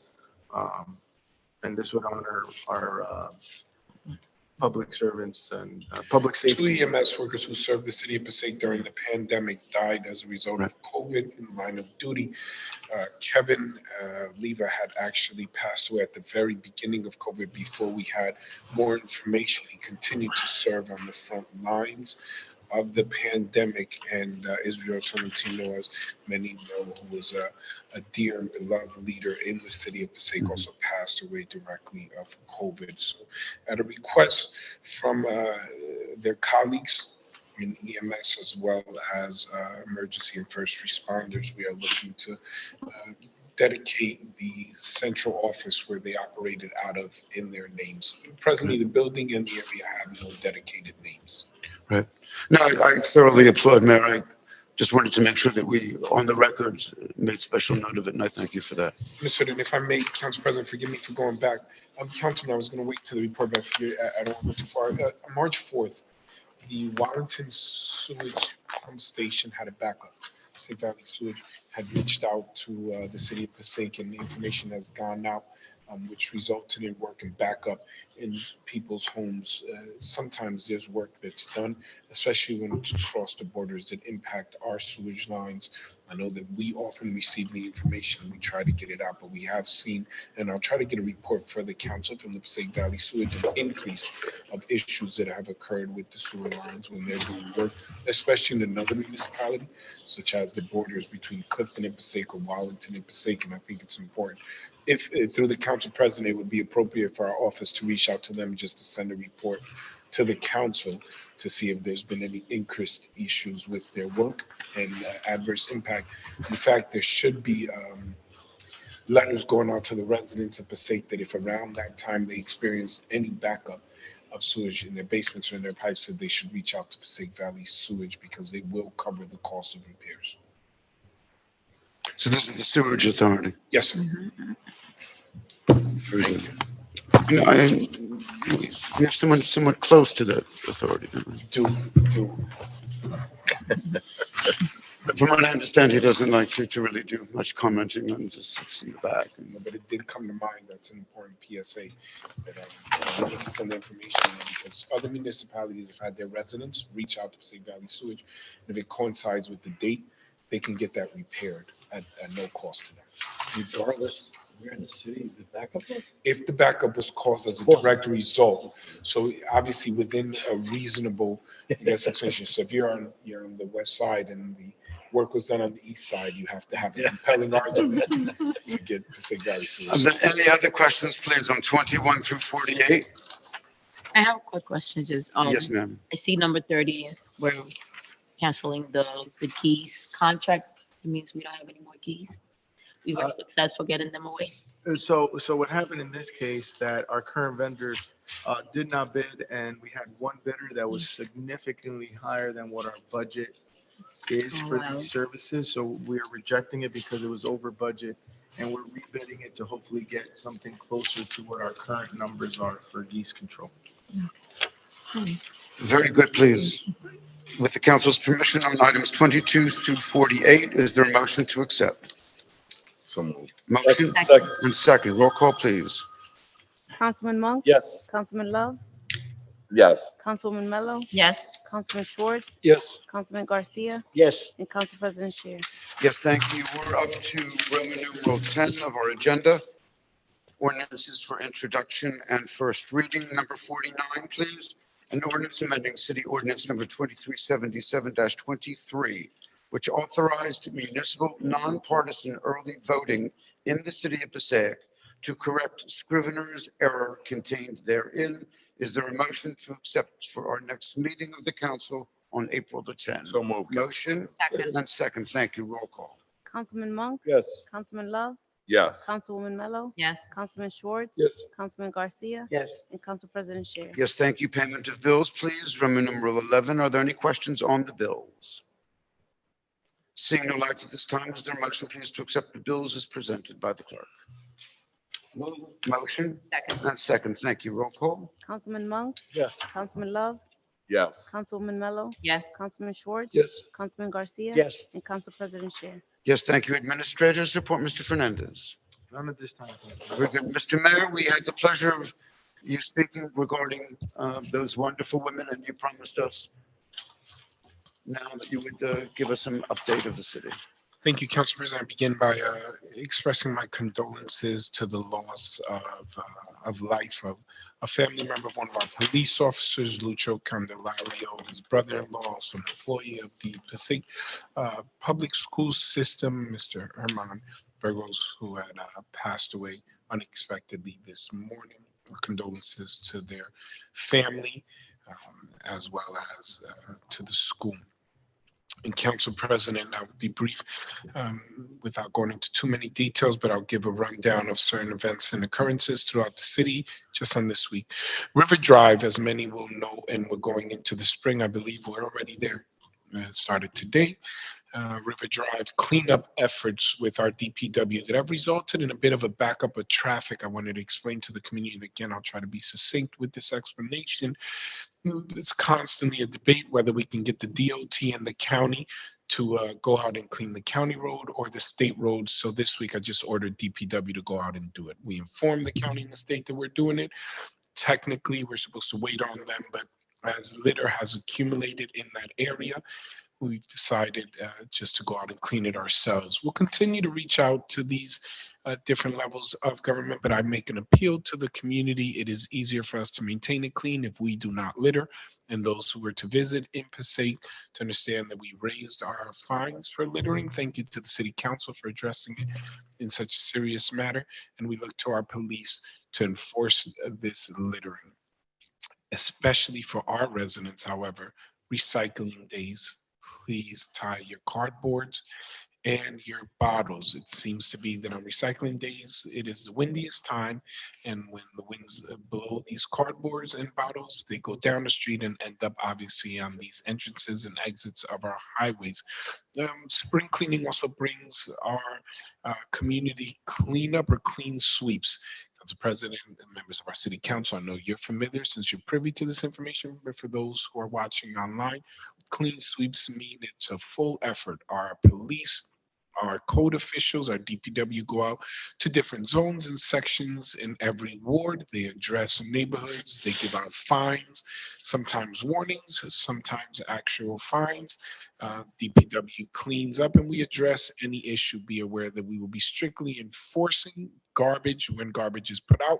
What kind of garbage is allowed to go out? We advise you to go on our website. You can check our DPW page. It's on social media or the City Hall website, and you can get information. And if you have any questions, please call our DPW, our Department of Public Works directly, 973-365-5654. 973-365-5654. And you can ask any questions What was that number? that you so choose. 973-365-5654. Council President, 2 days ago, I had a meeting with over 15 owners of pharmacies. I wanted to update the council. The reason why I had this meeting is because there's been a string of robberies in our pharmacies, not in Passaic, but in the state. I wanted to take a proactive approach and meet with the owners to explain to them that obviously with the opiate crisis, and the string of robberies, which are different than burglaries. Burglaries are when someone breaks into a property, there's no force, there's no violence, where robbery is one with force, violence, and with weapons that include, thus changing the charge to armed robbery. Because we saw a string of them in another municipality, we met with our pharmacy owners to collaborate efforts of surveillance, security measures, responses from police. I share this out in the public because I think it's important that not only business owners understand that it is our desire, we have more than just a willingness, but a duty to meet with our business owners when there are concerns of what's going on around the state, especially when trends are coming our way. And we want to make sure that everyone knows we work together. I reached out to my counterpart, Mayor Grabowski, from the city of Clifton to just keep him abreast of our efforts. And he also reached out to the pharmacies in the city of Clifton, especially those in proximity to highways, those closest to Route 3, Route 21. I shared this, and I won't go into all the details of our remarkable police efforts. We are on top of it, and we are able to address some of their concerns immediately. And out of that meeting, we got some great suggestions on how these individual businesses can work better together as a team. I will provide a greater detail to the council in our next meeting. Council President, April 2nd, those who are in attendance today and those who will see this later on, April 2nd, we will be celebrating the birthday of the city of Passaic, New Jersey. We will host for the first time ever in our history a Passaic flag raising. We intend to raise the city flag. We are inviting all communities, all residents, and all officials to the city of Passaic City Hall on April 2nd. We will have a Passaic birthday cake, Passaic cupcakes. I share with you that this was an idea that came from a suggestion from a young lady that works in our city, Miss Kathy Martin.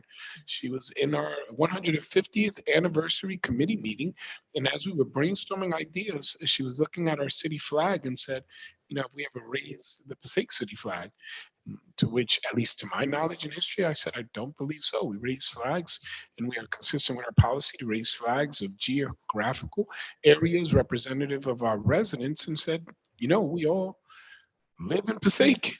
It unites all of our communities. Everyone is part of Passaic, and Passaic is everyone here. So that was a wonderful suggestion. We are going to raise the flag of Passaic. So we invite everyone. It will be on April 2nd from 3 to 5 for the Passaic flag raising, and for the rest of the year. Throughout the year, we raise flags representative of geographical areas, representative of our residents, as I said. But when we take those flags down, we're usually putting up a different flag. But for this year, every time we take down a flag, we're going to raise up the Passaic flag. So we're very excited, and we're also going to present a contest for redesigning the Passaic symbol or a new flag. We want everyone involved, but throughout the year, we're going to use the one that exists. There is a little bit of controversy. We know that the Lenni Lenape Indians did not live in teepees or tents. They lived in what were considered huts. So we are making a readjustment. That's for the history buffs, but the flag will be ready for April 2nd. So we're very excited about that. Council President, members of the City Council, we are excited. If you drive down Brook Ave and Main Ave to see a portion of land in front of our animal shelter that was unused, undedicated, and it will now become 70 spaces of parking for the businesses in the area as well as the residents. It will become public parking. And we're very excited as we continue our initiative to try to find innovative and creative ways to expand and increase parking opportunities, not only for our residents, but those who work in the city and those who visit, making, and it is our hope, a greater, more pleasant recreational experience in our Third Ward Memorial Park. Oftentimes, it is the case that people park inside of the park and sometimes in areas that may block lanes for children to ride their bikes or individuals riding out of the park, causing issues for those that want to jog or walk or sprint for 2 hours, as our council president does every morning on his marathon training. Stay tuned to the New York Marathon. However, I wanted to share with you, you get one a meeting, and that was my one. I get one to meet the quota, but the council president says I only get one. So with that stated, this parking space will provide additional parking also for those who visit our parks. We're very excited about this initiative. Not only are we able to see a new parking deck built, additional angled parking in areas to multiply the amount of parkings and designated areas that are unused and turn them into productive and useful parking spaces for those who go to our parks. We're very excited about that. With that stated, Council President, I would like to share that our holiday decorating contest winners received their prizes last week as the winter season officially was coming to an end. We had individuals in the city vote on the decorating contest. They were put up online on our city page and our Facebook. Received thousands of votes. First, second, and third place received their prizes, and people are very excited about the ones that are coming up. Also, we would like to wish our residents, and I don't know if wish is, we join with you in acknowledging that in the next couple of weeks, those who observe the Muslim faith will be observing Ramadan, as well as those who observe the Jewish faith will be celebrating Passover, and those who will be celebrating Easter and the holy days of their faith in our city. We once again reiterate, we are a diverse community. It takes all of us together to make sure that our city remains successful. So on behalf of my administration, and if I may be so bold, I join with my colleagues in the city council to say that we stand with you. We hope that you have a most blessed and most joyful and meaningful time observing your faith, whatever the faith is. And Council President, on a serious note, and I'll conclude with this action. It is that season, unfortunately, because of the weather, that individuals may take opportunity to come out in dirt bikes, motorbikes, and they create issues. Our police are aware of it, and we will be addressing it. We'll have a full report at the next meeting. Thank you, Council President. That concludes my announcement once again. That phone number is 973-365-5654 for your Passaic Department of Public Works. Thank you, Mayor. Understanding the seriousness of those remarks, I wanted to know about the cupcakes. You mentioned Ms. Martin's involvement in terms of the flag. You mentioned also. Yes, there will be kosher cupcakes. Did she bake cupcakes? There will be kosher cupcakes, vegan cupcakes. There'll be pretend cupcakes for those who are on diets, whatever. We're going to try to address it. Okay, just as long as we've got all the cupcakes spoken for. Members of the council, are there any comments or concerns? Councilman Monk? Yeah, thank you. I just want to comment, thank the mayor. I was driving down, it was last week, down River Road, and I was looking at all the trash on the side. It was like, I said, wow, it's like, it comes out at you. And I said, I'm going to call the mayor, and anyway, then I didn't have a chance. The next day, they were out there full force, cleaning. So that's greatly appreciated, because it was in desperate need. Appreciate that. Thank you.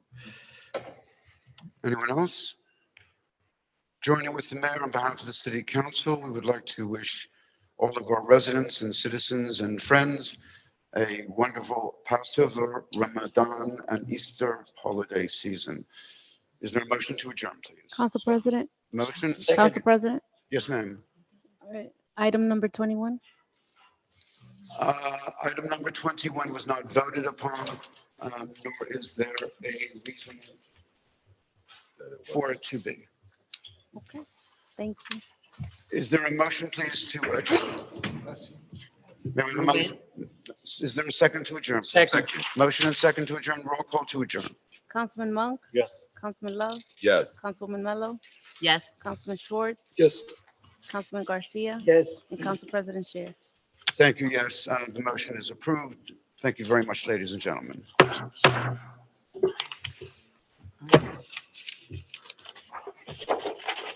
The This is your Mayor, Hector Laura, and I want to express my sincerest and deepest appreciation to School 19, as you can see, the best team, because this team once again has blessed these individuals in our community that we find sometimes in challenging situations and facing many difficulties, like those homeless individuals that we provide services for at Dignity House, or sometimes families that are victims of fires in our community, and through our human services, they request items such as socks or gloves or other articles of clothing during the winter. And School 19 has put together, why don't you give us the numbers between the mittens and the gloves? So we have a total of 300 mittens, gloves, and hats.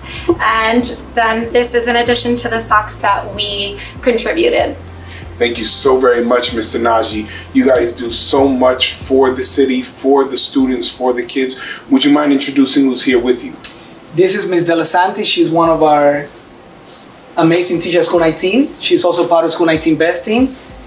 This is Ms. Brown. Ms. Brown is one of our amazing teachers also at School 19, and she's part of School 19 Best Team. And this is being presented through the donation of our students, our teachers and staff who always help us out. And we want to, impact our community. And School 19 is a community school, so we want to help as much as we can, and it's ongoing throughout the year. So we are very thankful that we could help, and we want to donate it to City Hall and any other cause that City Hall decides that is needed for our individuals that might benefit from our donation. Thank you so much, Mr. Najee. Thank you. Please, you share our appreciation to the students. Tell them that we said thank you very much. We will. Thank you. Thank you. Thank you, guys. Thank you. Have a good one. Hi, I'm Mayor Hector Laura, and I'm so excited. Today we had an amazing initiative where we did a walk at our Third Ward Memorial Park for Breast Cancer Awareness Month, which is October. Everyone dressed up in pink or wore pink to remember those who have passed away, of course, to support survivors, and to come together as a community to educate individuals about breast cancer awareness. Remember, breast cancer awareness doesn't just affect women, it affects men, it can affect anyone, and it can indirectly affect families, friends, and co-workers. Today was so exciting. We joined together with, led by Sonia Mejia and Pastor Alvarez, the wife of Bishop Alvarez, who came together with a group of women, Ministerio de Mujeres Elegida, IDDLS, as well as with the FMBA and the PBA of Passaic, and of course More Than Friends, and so many others who came to donate, to walk, to involve themselves in fitness activities. As you can see behind me, they're exercising and having an amazing time. I'm sneaking off to do interviews so I don't have to continue to work out. We did 4 laps around the park, but the most important thing is bringing awareness to breast cancer during the month of October. We dress up in pink to remind everybody. You should get yourself checked out, get yourself screened, learn how to screen yourself, and make sure you tell family, friends, those that you care about. Heck, if you have enemies, do a good deed and tell them to get checked out too. Let's protect one another. Think about it, if they stay alive longer, you can continue the rivalry. So tell everybody. But in all seriousness, it is Breast Cancer Awareness Month. As mayor, I was proud to sponsor this initiative, to make all of the resources available, and so grateful to everyone who joined us to support this wonderful, wonderful program. Again, Sonia Mejia, thank you for your leadership. Pastor Alvarez, thank you for leading these women. Thank you for everyone who worked so hard to make today successful.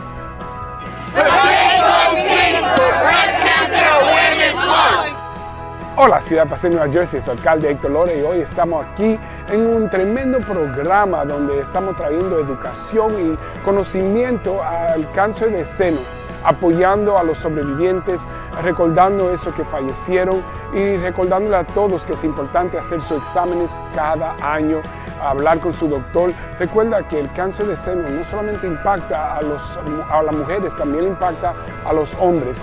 En un programa e iniciativa de colaboración entre la policía local, la Unión de Policía, la Unión de Bomberos, el Ministerio de Mujeres Elegida, IDDLS, y también la organización Más que Amigos, More Than Friends, abajo de la administración de mi alcaldía, cogimos el parque y hicimos una caminata, y ahora seguimos con los ejercicios y programas. Yo estoy aquí haciendo una entrevista para no tener que estar allá haciendo ejercicio, porque ellos siguen, ya nosotros hicimos la caminata. Pero recordándole a todo el mundo, estamos vestidos de rosado, recordando a todo el mundo, es el mes de conocimiento y de luchar contra el cáncer de seno y de todos los cánceres.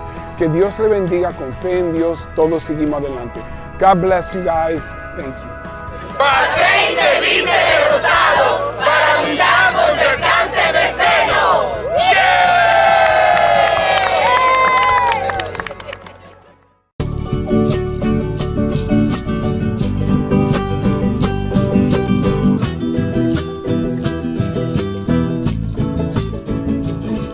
Estamos aquí en la 43 de la Howe Avenue haciendo la corta de cinta para el nuevo restaurante y nuevo negocio en Passaic, Chimpún Callao 2. El primero está en West Orange y el mejor está en Passaic.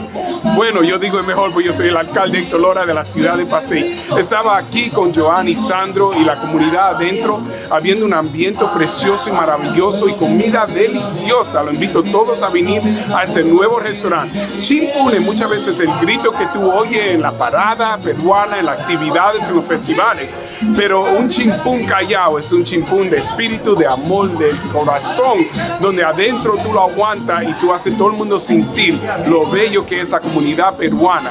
Mira, a mí me encanta la comunidad peruana, quiero que tú también tengas oportunidad de probar todos los platos, vengan a probar ceviche, vengan a probar chaufa, vengan a probar de todo. Estamos muy felices que ellos están aquí con nosotros. Ladies and gentlemen, this is your mayor, Héctor Lora. I'm here at 43 Howe Avenue, celebrating a brand new business, Chimpún Callao 2. They have one in West Orange and then they have the better one in Passaic. All right, I'm a little biased. I can't be objective. I'm the mayor of Passaic, Héctor Lora, but I'm so excited about new business. The Peruvian restaurant has delicious food and an amazing atmosphere of love and welcome and support. I brought my son here who hasn't been still because he's so excited about the event. Say hello. Hi. And we're here just checking it out. I invite you to come check it out. 43 Howe Ave, right across from school number 20, our Passaic Gifted and Talented Academy. And we want you to taste every dish. The chaufa, the ceviche, which is a seafood dish. And we want you to come and just feel the love. Chimpún is usually the call, the yell that you hear at parades, Chimpún. But Chimpún Callao is almost like an oxymoron. It's a yell, but a silent yell, one that is reserved for the soul and the heart. And you express it through the love and the way that you treat others. And we want you to experience the love and the amazing characteristics of one of the most beautiful communities, the Peruvian community. So to Joanne, to Sandro, to everyone working there, God bless. We wish you the very best. I'm your mayor, and success to all in our city and all around our county and all around our state. Together, we rise higher and higher. God bless you. Adios. Good morning, ladies and gentlemen. What a privilege and always an honor to participate in this ceremony, the promotions within the department. I always begin with acknowledging the leadership of our Chief, Patrick Trenacross. When I say I acknowledge his leadership, it is not just the title, but his actions, his constant advocacy on behalf of the department, fighting not just for promotions, but to ensure that this department will always have the equipment, the resources, including the individuals to support one another in those most trying moments when our city faces crisis, or sometimes in those moments that we perhaps don't perceive as emergencies, whether it's responding to an alarm or responding to a child that is missing that can become a huge emergency. His advocacy has directly resulted in the lives that have been saved in our city, and the work of each and every firefighter has made our city greater. What can I say about promotions? You know, I've often shared the history of firefighters in our nation. In fact, ancient beginnings, from the times of Egypt, we had firefighters.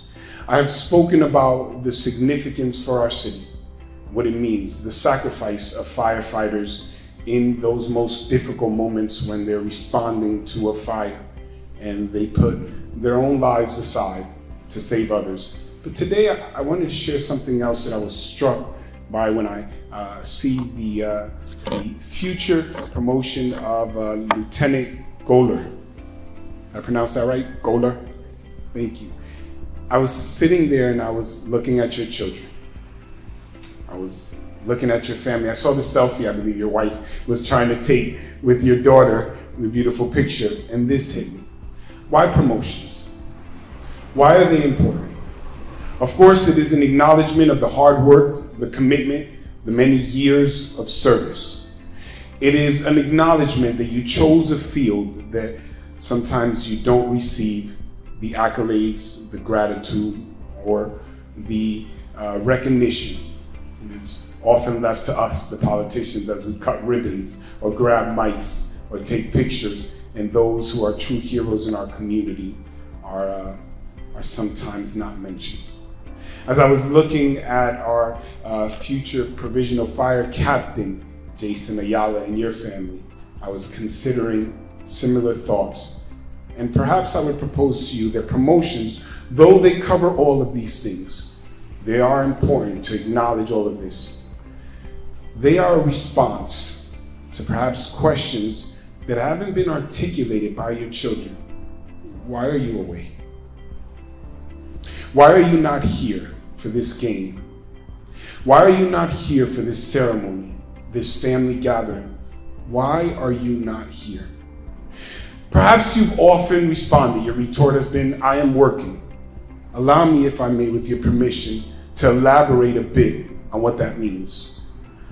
When your family member, when your father, your spouse, your sibling, those who are here, who have children, they're firefighters, your children, when they respond, I am working, what they are saying is, I am protecting the city. I am on call, which means at any moment I have to be ready to leave everything that I'm doing, grab everything that is essentially needed to ensure that if there is a life in jeopardy, if there is a child that might not make it, I give my all to make sure that I can return that child to their parents safely. I will run into a building when it is on fire while others are escaping and seeking refuge, screaming out for help. Allow me, if I may, to tell you, your parent comes in saying, I am that help that you are screaming for. At times, they may pick up someone who cannot walk and carry them out. At other times, they may climb up a ladder and hold a hose. And beyond anything that they are able to do physically in a normal circumstance, adrenaline and that very most sacred call that compels them to keep going, they hold up the hose, they hold up the ladder, they go into a building where there is no visibility while they are constantly cognizant of every single individual around them. The brothers and sisters in uniform, the victims inside of the location, and those that no one even mentioned. This is what they mean when they are at work. We are found, and we share this often, when we look at those movies, Marvel, DC, I'll let you debate which one is better, and you see the superheroes respond. You'll see Superman fly out, or Batman, he gets that light in the sky and he knows he has to respond. In our city, there is no skylight with the symbol of the firefighter's shield. Their call is often an alarm or a telephone call from a resident saying, I smell smoke. But though the call may be different, the response is so much the same of a hero. So as we promote to captain and lieutenant, I often give my speeches to everyone else. Today I give my speeches to your children, captain and lieutenant to be. I thank them for every hour, every minute, and every second that they have dedicated to this city of Passaic. I thank them not just for the days that they responded to emergencies, but the days where there were no calls and no alarms, and they were ready. They were ready and prepared because of training, because of commitment.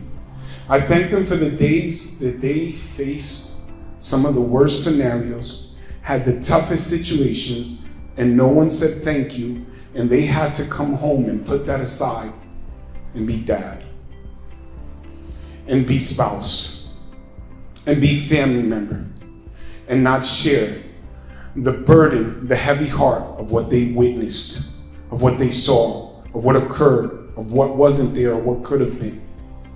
I won't go into all the depressing situations that they face. I'll just again highlight, because they are heroes here, and they are heroes at home. They are heroes in uniform and out of uniform. Not perfect. I don't know anyone who is. But they have perfectly committed themselves to this position, to this job. They swore, again I'll say, a sacred oath to serve and to honor the tradition of men and women in uniform, emergency responders, who would honor our nation, who would hold true to the principles, to those most amazing and remarkable words that we are to protect all in this nation. As they look to the flag, which was just put up behind everyone, and remember that freedom in this nation comes at a cost, and sometimes that cost is paid for by individuals in uniform who are willing to put their lives on the line. So I celebrate you.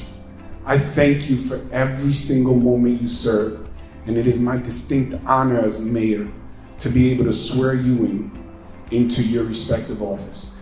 Thank you to your families. Thank you to everyone here, and thank you to the chief of the department. God bless. Firefighter's prayer. When I'm called to duty, God, whenever flames may rage, give me strength to save some life, whatever be its age. Help me embrace a little child before it's too late, or save an older person from the horror of that fate. Enable me to be alert and hear the weakest shout, and quickly and efficiently to put the fire out.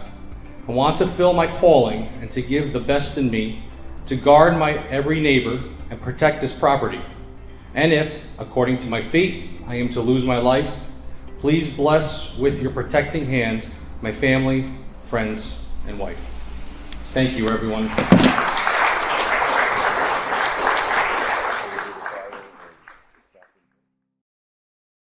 Recognizing distinguished leaders of Dominican descent.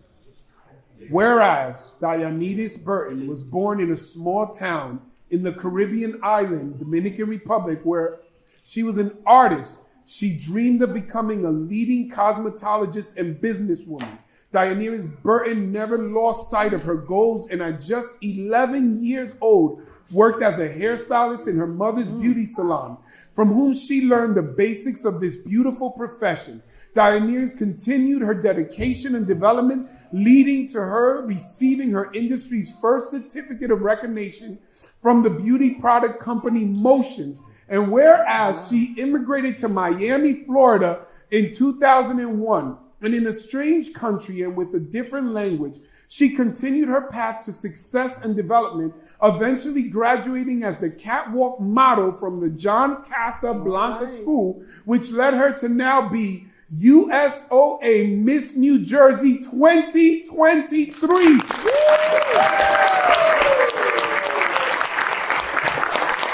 Whereas she graduated from the private Lincoln Marty School and attended Miami College, where she received her degree in business administration, and where she began her career in the financial industry during her freshman year in high school, but never turned away from her most prized talent in the world of beauty and hairstyling. Thanks to her dedication in everything she sets out to do, she has received multiple awards in both industry, becoming one of the most important financial experts at J.P. Morgan in the early 2000s. All right.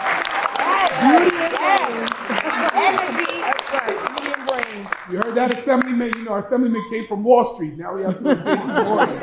All right. Today, thanks to her unwavering determination, perseverance, hard work, strong passion, she has become one of the most influential business women, hairstylists, makeup artists, models in the beauty industry, and owns her own cosmetic line, Raicio Skin and Beauty.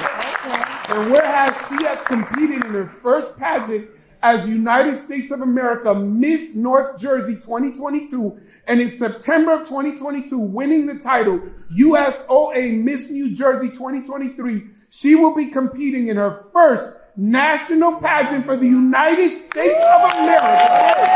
And on April 2nd, 2023, which will take place in Las Vegas from March 30th to April 2nd, and she is in need for the mayor to fly. Oh, no. That wasn't in there. And all of us. And all of us. Where Daenerys is also a community leader, a role model who teaches various classes and advocates for the advancement of all women in their professional lives, in education, and additionally, she is actively involved in several foundations and focuses on various causes such as education and the development of natural abilities. She encourages individuals to nurture and discover their talents and emphasize that her talent in the beauty industry has been a source of stability and support throughout her life. Despite her success, she has never forgotten her roots. All right. Let me say that. Nunca se le ha olvidado sus raíces. That's right. She strives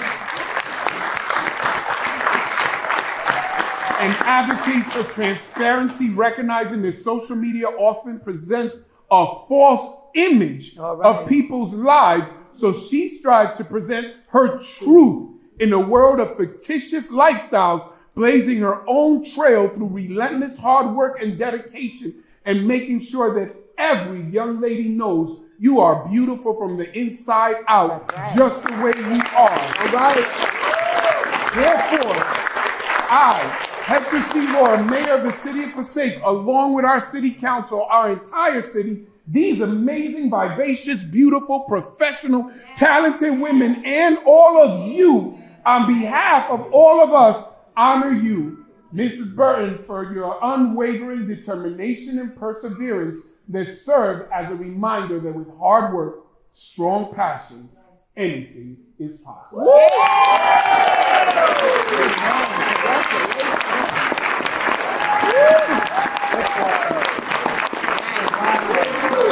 Muchísimas gracias por el honor, muchísimas gracias por la recognición. Durante toda mi vida siempre mayormente he sido reconocida en el mercado americano, nunca en el mercado hispano. So, para mí estar aquí y ser reconocida entre mi gente es sumamente importante, es sumamente emocionante y soy muy emocionada y agradecida por estar aquí. Y como mi trayectoria dice, y el Mayor Laura también enfatizó, a mí me gusta siempre inspirar a las personas a que sean ellos mismos, porque somos bellos desde adentro para afuera, no solo de afuera. Para eso soy hair and makeup artist, para que de afuera estés bonita. Pero si por dentro no estamos bien y no nos sentimos bien, entonces no vale de nada.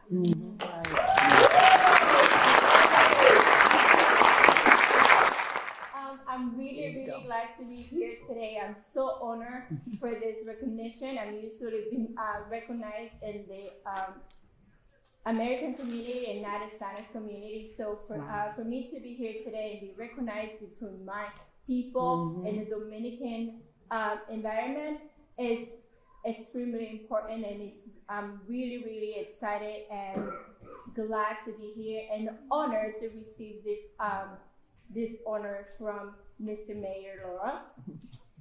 I usually promote to women and young women to be themselves, because it doesn't matter if you're beautiful from the outside.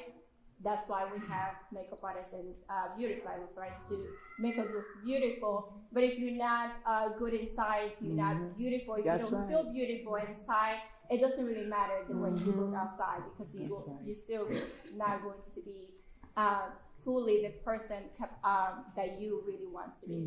That's right.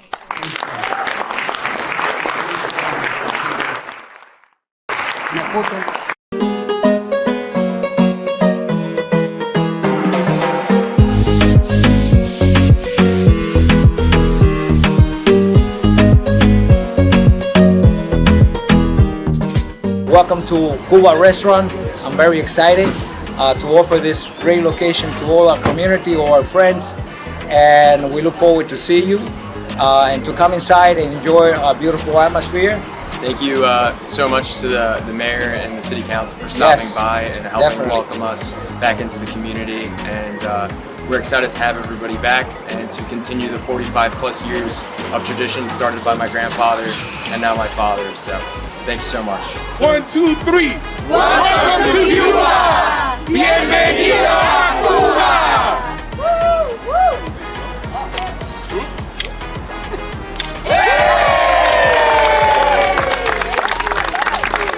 So, on behalf of myself and the entire Sheriff's Department, I would like to present you with this plaque certificate of recognition to both Carmen and Ramon for the outstanding work that you're doing here and have done in the city of Passaic on behalf of myself and the great mayor and, of course, council. So Thank you, Sheriff. Thank you so much. Thank you, Mayor. Thank you. On behalf of the City of Passaic, on behalf of all of our elected officials, our council members, our administration, everyone in City Hall, who I believe are here today trying out the food, everyone in the community, Ramon, Carmen, you have a long history in our city. You have blessed our community. You have worked so hard. You have provided opportunities for people, especially opportunities to taste the best food and have the warmest and most amazing reception. And we're going to say, I know for many, in order to go to Cuba, it takes a flight, it takes money, it takes traveling. But if you really want to go to Cuba and not have to fly or go on a boat, you can come right here to Passaic on Main Avenue. When we say welcome to Cuba, you will find the best food, the most amazing service, the biggest hearts, and you'll know what true love feels like when you're treated with the cariño that we say, aprecio y amor de este restaurant y lounge. Ladies and gentlemen, once again, we say welcome to Cuba. Estamos aquí hoy en Cuba Restaurant and Lounge, QBA, la QBA para Cuba. Estamos muy entusiasmados, estamos aquí con Ramón, Carmen y su familia y todos los empleados, dando la bienvenida a la comunidad en la 119 de la Main Avenue en Passaic. Una bienvenida a Cuba. Mira, verdaderamente, si tú quieres sentir el aprecio, el cariño, el amor de la comunidad, ven aquí a probar comida rica, deliciosa y estar en un ambiente maravilloso. Ramón tiene sus raíces aquí en la ciudad, Ramón, Carmen, la familia, ellos han trabajado tan duro para asegurar que esta comunidad siempre está en alta y queremos apoyar su negocio, queremos apoyar el esfuerzo que ellos han hecho y queremos disfrutar de comida rica. Ustedes saben, yo soy un alcalde de buena cuchara y me gusta comer y lo invitamos de nuevo. Vengan acá, 119 de la Main Avenue, Cuba Restaurant and Lounge. La comida es rica, el ambiente maravilloso y aquí estamos disfrutando y celebrando. Dios le bendiga. Vengan. As we celebrate our 150th anniversary, you were educated here in the city. You have reached the highest levels of recognition, of fame, globally known, and you've worked with amazing artists. Your humble heart, your willingness to be here with us, the love that you shared with every single person, taking pictures with our police officers, sharing words of encouragement. It means the world to us. I want to thank you so very much. Thank you for celebrating with us. We all wish you always the very best for you and your family. Thank you. Le quiero desear lo mejor a Alex Sensation. Mira, él fue educado aquí en la ciudad de Passaic, nació en Colombia y es un tremendo y maravilloso ejemplo de lo que uno puede lograr, el gran éxito que uno puede lograr cuando tiene talento, cuando trabaja duro y cuando mantiene su fe. Te quiero dar las gracias. El tiempo que tú pasaste con todas las personas, fotos, abrazos, palabras de alientos, hace una gran diferencia. I want to thank you once again. It was an amazing and wonderful day as we kick off our 150th in the great city of Passaic, New Jersey. Anything you want to share? Yes, muchas gracias al alcalde Héctor Lora. Gracias por la invitación. Es un honor para mí. It's an honor to be here tonight. You know, this is my hometown. It will always be my hometown, and you can always count with me. Siempre pueden contar conmigo. Desde hoy, desde mañana, cuando tú me necesites, aquí estoy. Así que muchas gracias, Héctor, y que viva Passaic. Sí. Thank you. God bless.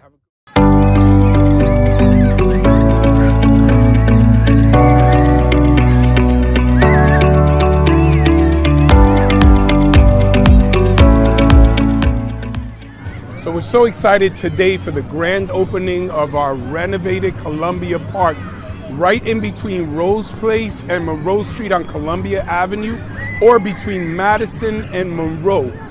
Over a year ago, I came to the park and I really felt like it needed some tender, loving care. It looked like it was falling in disrepair. And one of my new initiatives is to try to convert all of the surfaces to rubberized surfaces in order to make it more conducive for our children to enjoy recreation, children of all abilities. We added some inclusive play recreation equipment, as well as some additional slides, a brand new bike rack. We painted up.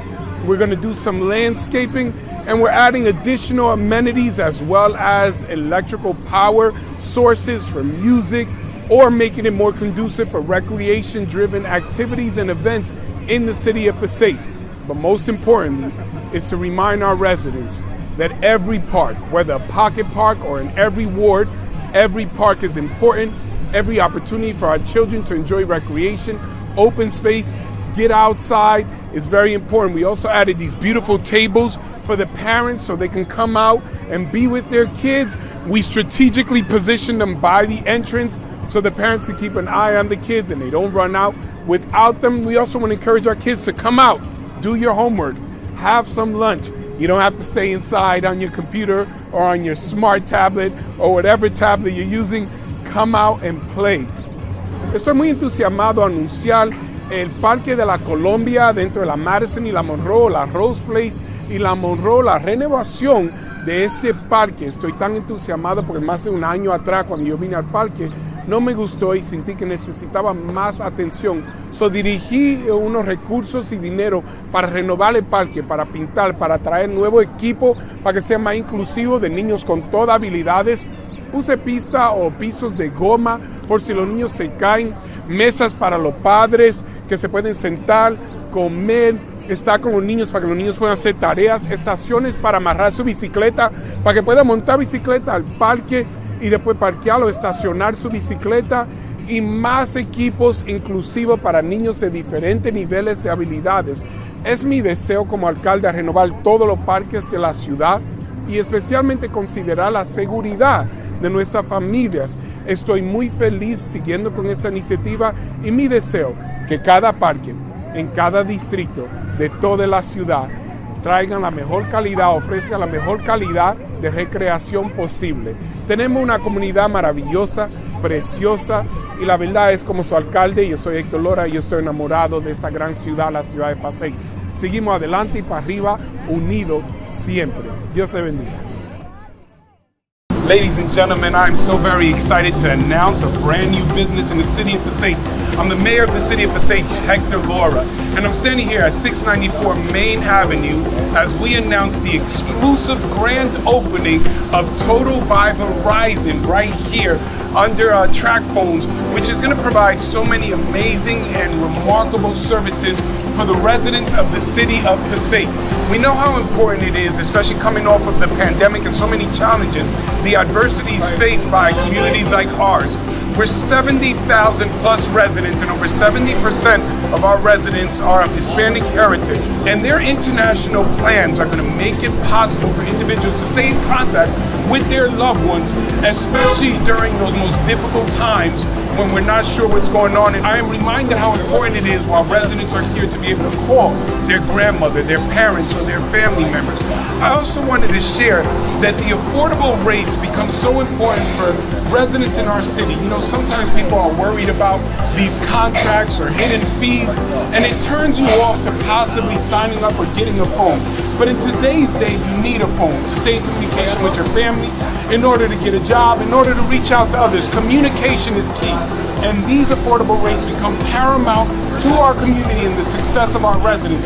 Today, I was able to have a conversation with the president of TracFone here at Total by Verizon, Mr. Eduardo Corona Diaz. Now, let me tell you something. His name is Corona. He is the president, but he deserves a crown because this amazing and remarkable initiative is a huge blessing to our city. Look, I always get excited as mayor to announce exclusive opportunities to the residents of Passaic, but in this particular case, I want to say, this is not just for Passaic. It's for everyone, those in neighboring municipalities, anyone in the state, and those visiting our area. Come by, get a phone, get the best rates you could possibly find anywhere. Stay in contact with your families. And I share with you, as a big Star Wars fan, The Disney Plus option is really exciting for me. I sometimes don't always have the opportunity to run home and watch it on TV, and if they catch me on my computer at work, I might get in trouble as mayor.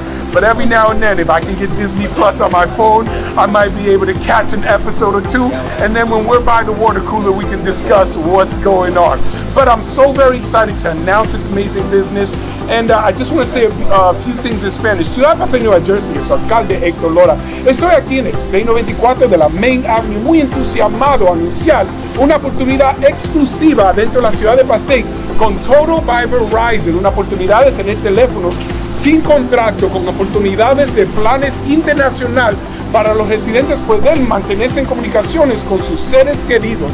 También estoy muy feliz para anunciar que el costo de estos teléfonos son muy razonables, son muy económicos y es conducivo para nuestros residentes, conociendo la dificultad, los retos que enfrentamos como una comunidad saliendo de la pandemia. Es tan importante poder tener acceso a comunicación en estos costos y estoy tan feliz. Pude hablar con el presidente de la compañía, Eduardo Corona, y aunque su nombre es Corona, él es presidente, pero él merece una gran corona por ser el rey de esta iniciativa, por poder ofrecer estos servicios dentro de nuestra comunidad. Aquí en nuestra Main Avenue, el 694 de la Main Avenue, estamos una cuadra del nuevo término de autobús que vamos a poner $4 millones que vamos a investir, y eso va a ayudar a la comunidad. Mucho tráfico aquí, estamos en proximidad de nuestras escuelas, de muchos negocios. Este es nuestro distrito comercial y yo quiero que cada residente de la ciudad de Passaic, pero no solamente de la ciudad de Passaic, todos los residentes de las municipalidades alrededor del estado, y si está visitando de otro sitio, quizá de México, porque el presidente de la compañía, él es mexicano y lo anuncia porque este domingo tenemos la gran parada mexicana con más de 30,000 residentes que van a estar aquí celebrando, y nosotros vamos a anunciar este negocio. Pero si viene de otro país, de otro estado, pasa por este negocio y chequea la maravilla, lo bello, todo lo que están ofreciendo. Y ya para que el alcalde deje de hablar, y yo sé que es difícil que el alcalde deje de hablar, pero es importante que nosotros conocemos al presidente de la compañía. It is important now. I'm going to stop talking. I know those of you who know me go, that's impossible. No, sometimes I stop talking. Every now and then, I want to announce the president, the CEO, and his team, Mr. Eduardo Corona. Eduardo Corona, thank you for being with us. Thank you very much. It's great to see you. Thank you so much. Un gustazo para todos mis paisanos mexicanos. Thank you very much. We're so excited to be here. Thank you for having us. This is an incredible moment for us. We're launching Total by Verizon, an incredible offer, an amazing set of features for consumers on a no-contract basis. Awesome. All riding on America's most dependable 5G network with features such as data allotment and international calling that is so important to our communities. Beautiful. And on top of that, the cherry on the icing is Disney Plus. Disney Plus. So we're very excited. We love that we're launching the brand here at Passaic in this beautiful exclusive store, which is going to be, this is the first one of a rollout of stores we're going to do across the nation. I'm sorry, I think I missed that. You said it's the 5th one? No. The 4th one? No. The 3rd one? The first one. The very first one, ladies and gentlemen. Exactly. People say yes, the first one. El primero. This is Aquí en exciting. Very first one. It's so amazing. Now, I have to ask you this question, Eduardo, if I may. You are from Mexico. That is your heritage. We have one of the largest Mexican populations in the state of New Jersey right here. So is it coincidence that you opened right next to one of our most popular taquerias? I would say it's fate. It's fate. It's fate. It's fate that he found the tastiest tacos next door. But this is what's exciting about our business district, our commercial district in Main Ave. Each business helps support each other, and we want our residents to receive the very best services. As I walked in there, one of the things that impacted me most was the customer service. That amazing and remarkable environment of love and the helpful spirit that they approached everyone. While we were talking and doing interviews, customers were already coming in, and you can see those who are employed here, and I believe it's Alan that will be running it. Yes, exactly. It's his store. I mean, it's a partnership with local community entrepreneurs, which is fantastic as well. And I think what Eduardo said, and he articulated best, it's about community. So when you come into our businesses, You get treated like a member of the family because we're all one community. I'm so excited, and on behalf of my administration, all of the council members in the entire city of Passaic, thank you for letting Passaic be number one, and we look to have your business be the number one, starting in Passaic and throughout the nation. I love it. Thank you very much, Mr. Mayor. Gracias, Hector. Thank you. Thank you. Great. Now that was English and Spanish, now in French. Bonjour. No, I'm kidding. I almost got you. That would have been exciting, right? Thank you, guys. Thank you.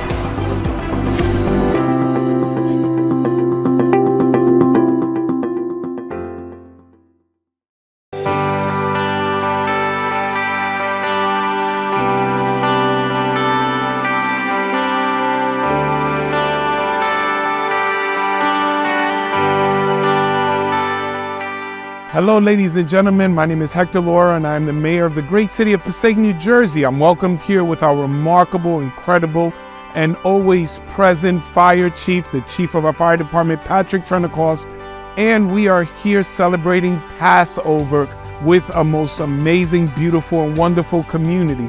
As mayor, I'm always so proud to share that our city is supportive of all of our diverse communities. Our parks have been utilized in the past for our South Asian communities in their celebrations of Diwali, their Holi festivals, their celebrations of color. In the next few days, you'll see our city streets will facilitate the expression of faith for the Catholic community as they do their processions on public roads as they celebrate Easter. And here are amazing and wonderful communities that observe the Passover are continuing in a practice that has existed for thousands of years in the burning of the chametz. The burning of the chametz is so special because it's an expression of faithfulness and obedience to the commandments of Hashem. And one of the reasons why I believe our city is so amazingly blessed, because in this faithful expression, we see an amazing tradition that is remarkably inspiring to all communities and especially important to the children as they see the community come together. Our city is blessed because we have such a wonderful and remarkable community of diverse people, and we love our amazing Jewish communities. And today, Passaic is assisting with residents from other communities as well. People are coming from all over to participate in this, and I want to thank our fire department. Obviously, you can see the fire behind us. Sometimes, well, you know, most times when there's a fire in the city, our chief is responding to put the fire out, but not today. Today, we're encouraging those to come and assist to make sure this fire continues, and it's so very important. Chief, anything you want to share with the community? Just, reiterate what you're saying. We're here for the community. With your leadership, Mayor, we're out there. Our public employees are out working with the community, being involved. But the main part is about safety. We're preaching safety for a healthy and happy holiday and safe. I so reiterate, this is what we're doing here. Thanks to the City of Passaic, our mayor. We're here and we're having a great time, actually. We're enjoying it, and we're here with everyone. We're really loving it, and that's what we're all about. And this year, I just want to share, I ordered additional dumpsters. As mayor, I had to move this activity to this area of the park because it becomes more conducive for more residents to participate, and we become welcoming to residents of other communities. As you heard from the chief, safety is a priority, but community is something that we should always celebrate. So to all the children, to all the families, to all of the rabbis, to all of the leaders, we wish you a very happy Passover. And for those of you who are visiting Passaic and don't live here, why don't you live here? Move, come live in Passaic. We want you here. All right, thank you, everyone. Bye. Thank you. Good afternoon, everyone. Thank you for being with us as we continue this tradition of raising our Polish-American flag, representative of our amazing and remarkable Polish-American community here in the city of Passaic. You, in times gone by, celebrating Independence Day of Poland and Veterans Day in America. We are celebrating the history and all the great things that Poland and America has achieved. Today, in this beautiful weather, we celebrate not only Veterans Day, but also Polish Independence Day. Many places across the globe display Polish flags, hold parades, and speeches are given, like today. This day commemorates the anniversary of when Poland regained its sovereignty from the German and Austro-Hungarian and Russian empires. And today we remember all those who have fought for a free, sovereign, independent Poland for generations.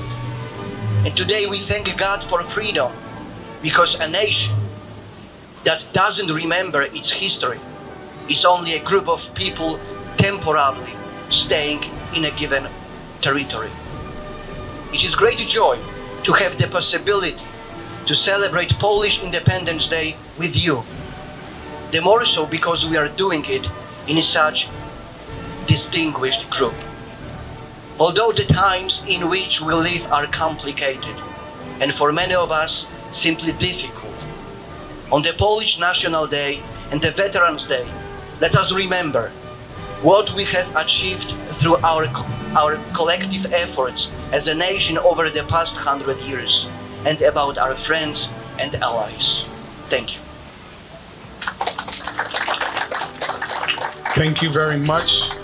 As we conclude this ceremony and go to the flag, and we will raise the flag, I think it is fitting, and I am so appreciative of obviously Father Michael, Father Stefan, as well as Eric and all those who have come together. But today, as it is Veterans Day, and we acknowledge, highlight, and honor those who served in the past, those who presently serve, and our future veterans, and recognize what it means to serve and to fight for freedom and liberty, and uphold those most sacred principles that we hold dear in our hearts, and understand that they become so important.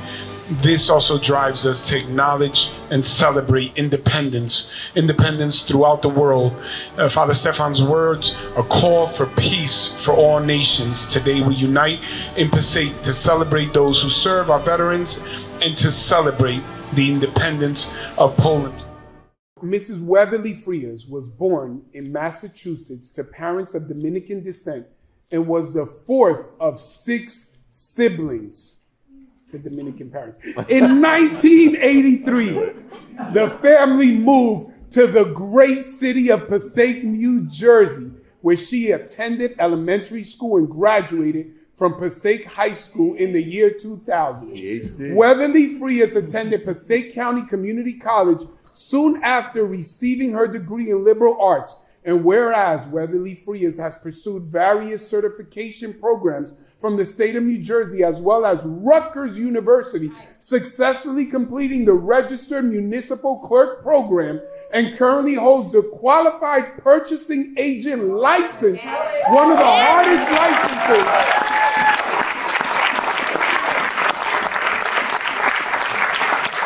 One of the hardest licenses to obtain in the entire state of New Jersey.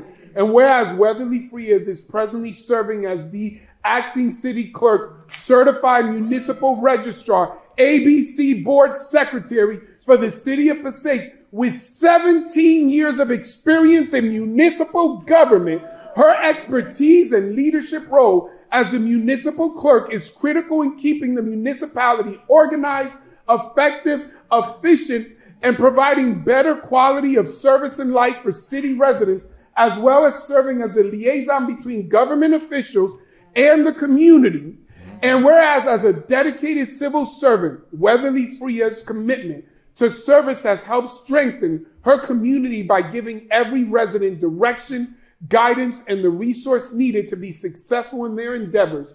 And whereas Weatherly is not only a respected professional, but she is also a devoted daughter, a mother of 2 children, a partner who has committed her life to government and serving the residents of Passaic, an amazing and remarkable, brilliant light of charity, of leadership, a vivacious, articulate, strong, courageous representative of Passaic, New Jersey, America, and the world. Ladies and gentlemen, damas y caballeros, yo le presento esta líder increíble y delante de todos nosotros le integramos esta proclamación, Weatherly Frias. Thank you. I don't speak as well as the mayor does, but I want to thank Mayor Laura, Council President Cher, and the entire City Council. I'm beyond grateful and honored to receive a proclamation for being the first city clerk in the city of Passaic of Dominican descent.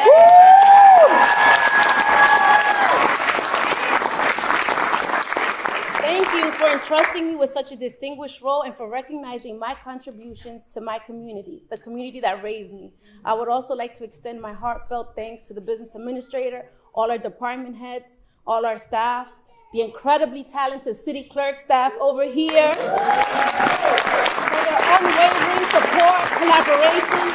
Together we have achieved great things, and I am super proud to be part of this amazing team called the City of Passaic. Lastly, and most importantly, I have to thank my mom, my family, my mother-in-law, my kids, my husband, everybody for coming out and supporting me. Without their support, I would not be here. Thank you, everyone. And Mayor Laura, please translate that one for me. Ella expresó la gracia a todos en su vida y en su mundo, los que trabajan con ella, su madre, su familia, todos los que ella ama, sus seres queridos, cada uno de ustedes. Y ella proclamó que ella está orgullosamente tan feliz a recibir este honor como la primera dominicana en la historia de Passaic a ser secretaria de la ciudad municipal.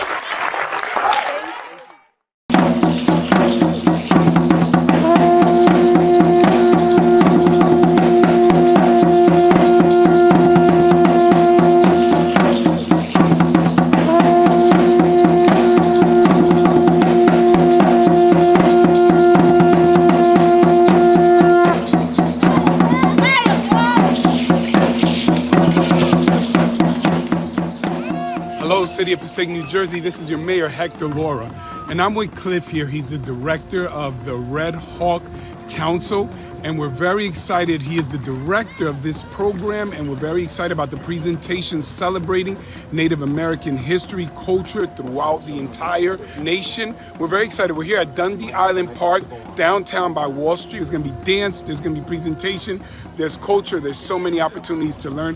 Cliff, if you can just tell everyone who you are once again, introduce yourself and let them know what they can expect. My name is Cliff Matias. I'm the cultural director of the Red Hawk Native American Arts Council. Today, we're going to be sharing indigenous culture from North America, Mexico, South America, sharing the indigenous life, traditions, music of who we are as indigenous people today. And I know that the city of Passaic has lots of indigenous people living here, lots of people from Mexico, from Peru, from Ecuador that want to get in touch with their indigenous roots, as well as the regular citizens who want to learn a little bit more about who indigenous people are. Cliff Mateus, thank you so much for clarifying something. Often I share with people that the term Native American may exclude a lot. It's really natives of the Americas, because indigenous people come from South America, Central America, even the Caribbean islands. When you're talking about the Aztecs, Taíno, the Mayans, so many other cultures, including those up here north.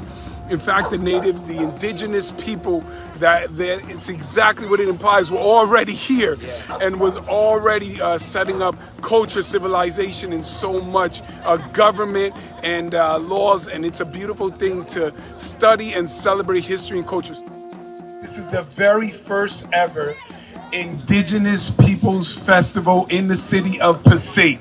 Obviously, indigenous people, not just here in this nation, but throughout the entire world, is so extremely important.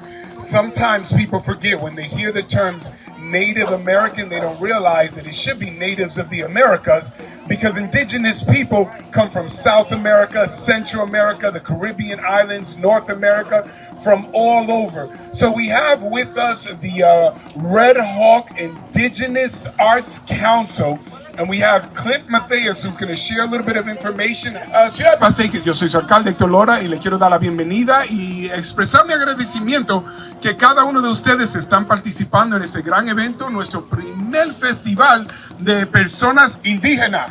Eso es muy importante, porque muchas veces en inglés se usa el término nativo de América, pero la verdad es los nativos de las Américas, porque la persona indígena vienen de Sudamérica, Centroamérica, del Caribe, de todo lado, y es importante entender la historia, nuestras raíces, la importancia del impacto de las personas indígenas, especialmente aquí. So estamos tan felices en esta área a celebrar. Cliff Mateus, thank you so much for being with us. This is such an important and historical event. I also want to thank publicly a close personal friend of mine, Sam Beeler, who worked hard with us to initiate this. Recreation, and everyone in City Hall is going to make today a success.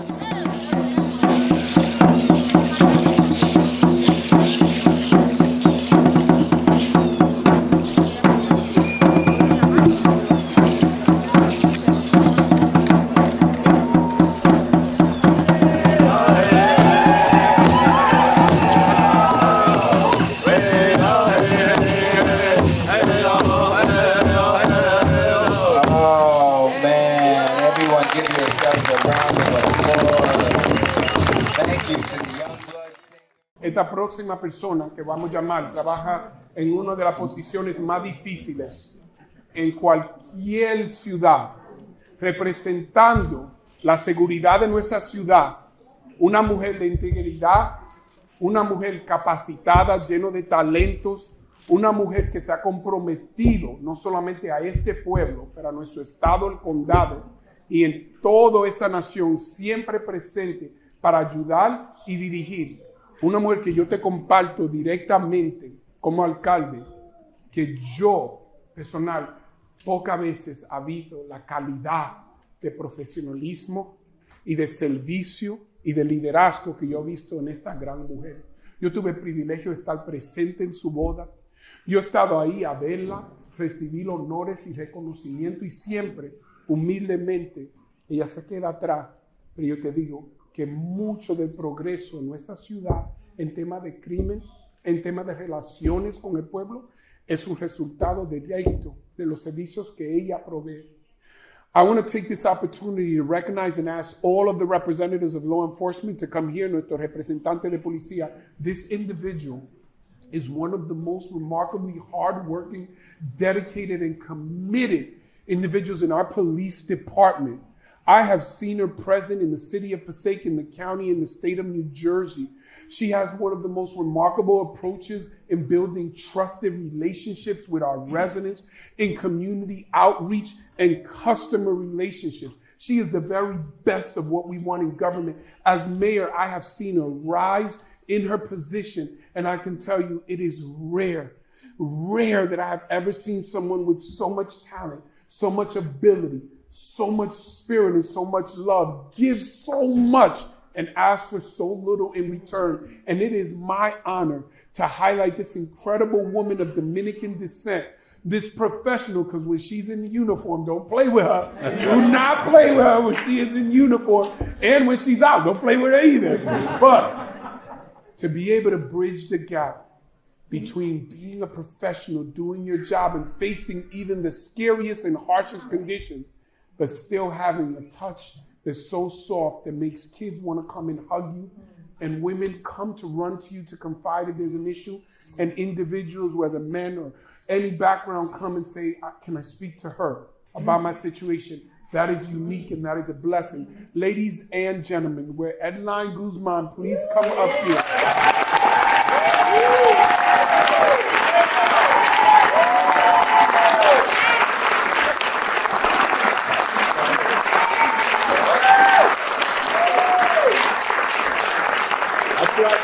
Do me a favor, show your badge, like I said, so just so you know,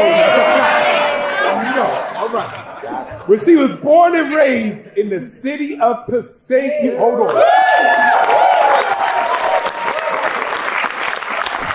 Well, she was born, nacida y criada aquí, en la ciudad de Passaic.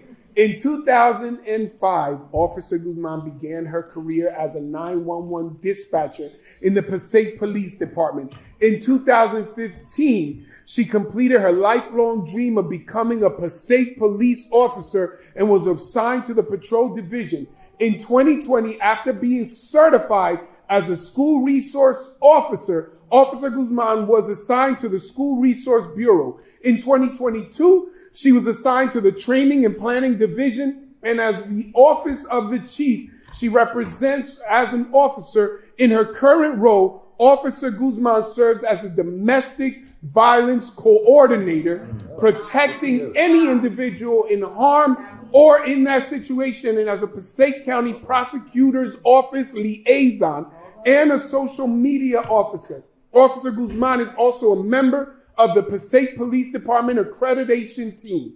And whereas Officer Guzman holds a degree in criminal justice from Passaic County Community College and is currently pursuing her bachelor's degree at Fairleigh Dickinson University.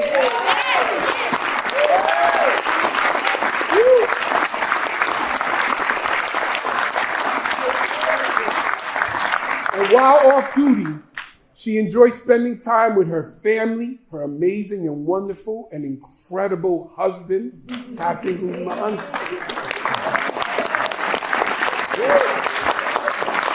And her children. Her favorite quote is, "Our experiences, good and bad, make us who we are. By overcoming difficulty, we gain strength and maturity." And whereas Officer Guzman's favorite woman's inspirational quote is Proverbs 31:25, she is clothed with strength. She is down with dignity. She can laugh at the days to come, for the Most High is with her and gives her strength. Ladies and gentlemen, on behalf of us and you, we honor our amazing woman of leadership, a mother, a wife, a daughter, a defender of Passaic, Miss Edline Guzman.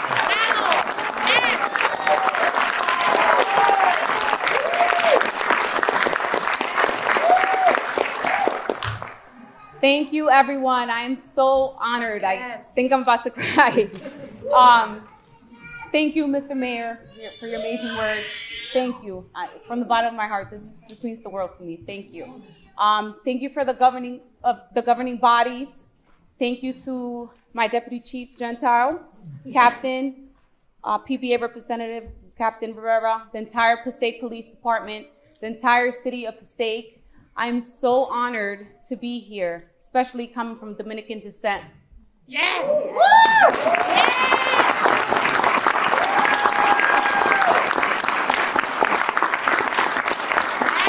Thank you to my strong parents, especially my mother, Mary.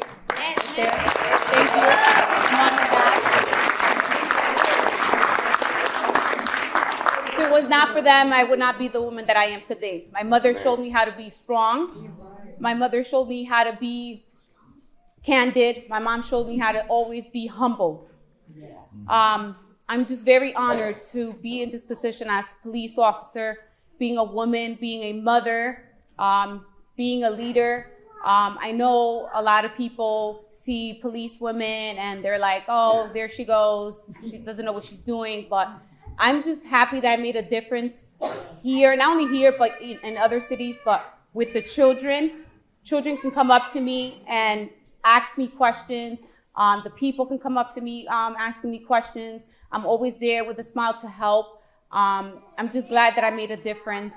Just being in this field is hard alone, being a mom and trying to, just do what I do, going home, taking care of the kids, being a wife.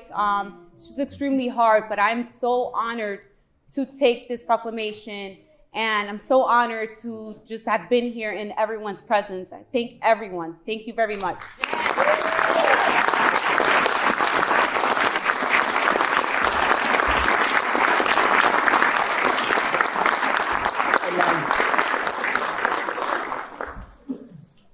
Pudiendo ver el rostro de tu papá, las lágrimas, la expresión de tu mamá, igual, Weatherly, tu familia, le quiero dejar saber como alcalde, sus hijos son tesoros en nuestra ciudad. El trabajo que ustedes hicieron a criarlo, le quiero dejar saber, resultó en una grande bendición para todos nosotros. Y yo le quiero dar las gracias a ustedes.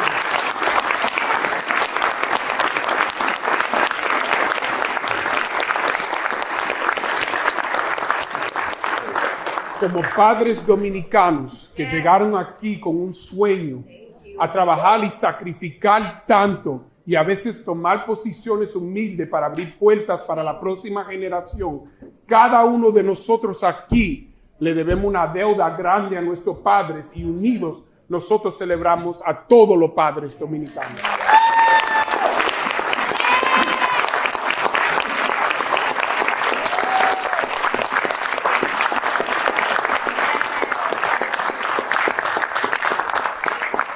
todos los padres y esos que lo van a mirar por las redes sociales y por el canal de cable público, les dejamos saber, estos eventos son importantes para asegurar que la diáspora nunca se olvide nuestras raíces, como dijo nuestra gran reina, y recordamos siempre honrar toda nuestra cultura.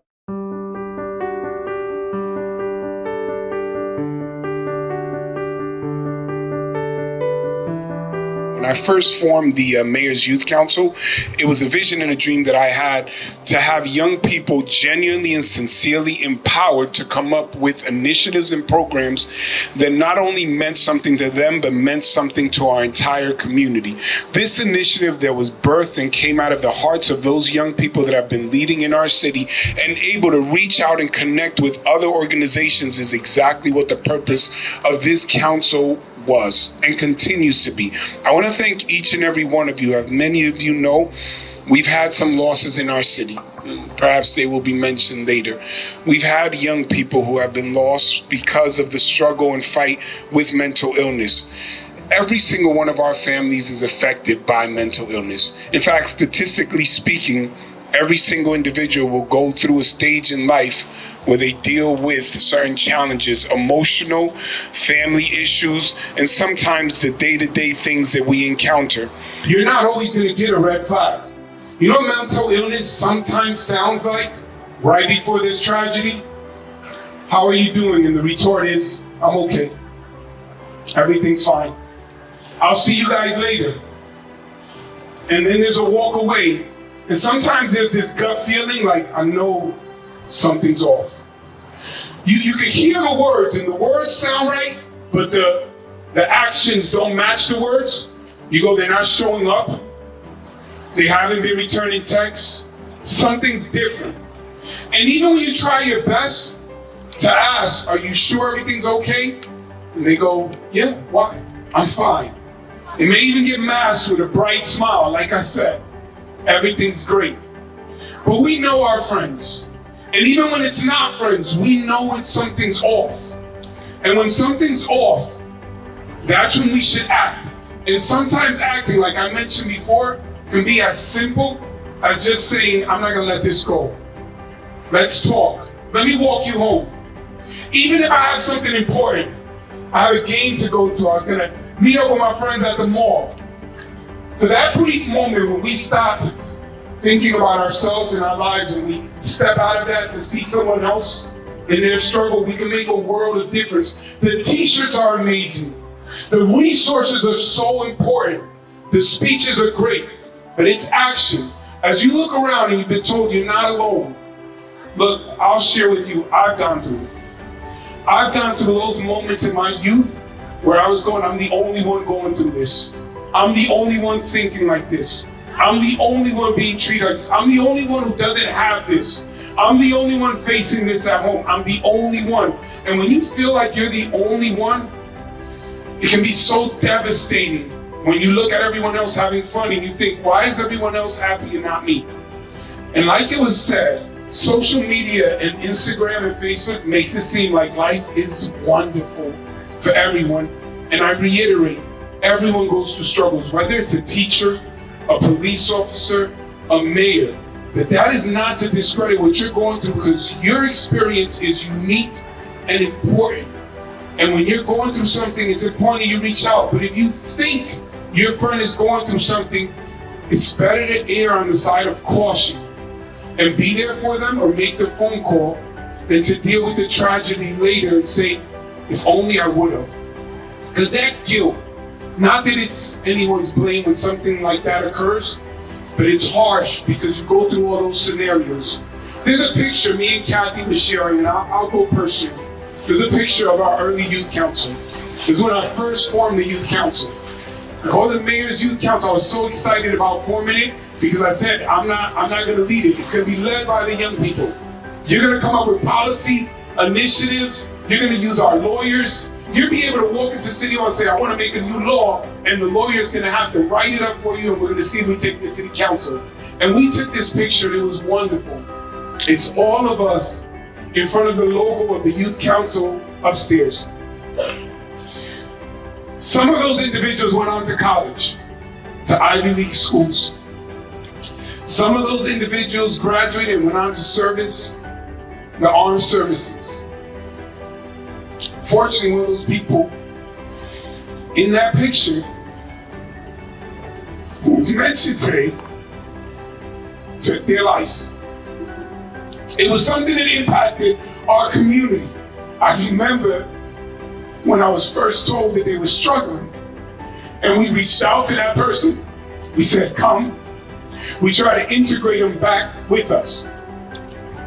When it occurred, I'll admit to you, I blame myself for a certain extent, or a certain portion, because I said, what could we have done more? Did we not do enough? From the council reached out, asked them, try to help, and sometimes tragedy is going to occur in life, and sometimes you're not going to be able to immediately relate to the unique situation that your friend is going through. But if you could be there, if at a moment you could remember that number, 988, and call on their behalf, or tell them to call, or if you can tell a couple of friends, I'll catch up with you later, I'm going to walk her home, or I'm going to be with them. Or you walk by the cab and everyone's having a fun time and you see one person there who doesn't seem to have any friends, and that day you decide, I'm going to sit over here. Or that one person that everyone thinks is a little weird or sometimes doesn't fit in, and you say, you know what, I'm going to step out of my comfort zone and see if I can enter into their life. It can make a world of difference. So as we walk, understand the walk is fun. Understand that you've gotten so much great information, but the greatest impact that you can have is to let people know, not only are you not perfect, it's okay to struggle, because that's how we get rid of the stigma. Because a lot of people don't reach out to the cops because they go, I don't want the police coming to my house. I don't want to tell on a friend who's going through something because they're going to get in trouble. When we say get rid of the stigma, it's saying it's all right to help. It's all right to acknowledge and admit that things aren't perfect. It's all right to say, I feel like I'm in despair. It's normal. It's part of growing up. It's part of this. It's part of life. It's okay. And the fact that it's okay doesn't mean that it's not serious, that it's not hard. What we mean when we say it's okay is that if we all go through it, then nobody should judge it. We should all be willing to help. So please remember that number. Please remember the agencies, but remember as you look around and applaud it for these amazing teachers, as you see the officers giving you t-shirts, as you see the individuals from the mental health agencies around, as you see your cohorts, students who are leading, again, you're not alone. There are individuals willing to help, and as we walk, and you see everyone walking beside you, there are individuals that are willing to walk beside you in this path. And sometimes your family doesn't even realize you're going through stuff that your friends know, so you let them know. But you guys, even more so than us who are in positions of leadership and office and have platforms, sometimes we won't be able to reach those that are really struggling, but you can. And the effort you make, I won't guarantee you that it'll stop something from happening or make somebody's life 100% better, but it will make a difference. It will make a difference. So we're about to kick it off. I want to thank you for indulging me. I wanted to share that because when I heard the number, it impacted me that sometimes we hear things and we kind of just let that go by. And later on, we're going, I know someone said something. If you take anything away, it's those things, those important phone numbers, 988, the agencies, but making sure that you see the signs. We're sometimes so observant for other things, but we'll miss the things right in front of us. Like our friend that's struggling, or a friend that has told us 4 or 5 times why they couldn't be around anymore. And because they ghosted us, and we think they ghosted us. Do you guys still use ghosts? I'm not that cool. I try to hashtag whatever. I'm trying to stay up. It's been a while since I've been able to be. I was never cool for it. But what I'm trying to say is sometimes you just assume, you know what, they're not texting me, so I'm not going to text them back. They didn't call, they didn't like my page, or they didn't come to this. We never know what's going on in someone's home. We never know the impact they've had in a relationship. We never know the smallest thing that we say that is nothing could be everything to them because they had so much going on. So remember to reach out and be persistent when it comes to the people who are around you, not just your circle of influence. Look around, because there's plenty of people out there that don't have the group you have, and you being there for them makes all the difference. 1, 2, 3. City of Passaic is free.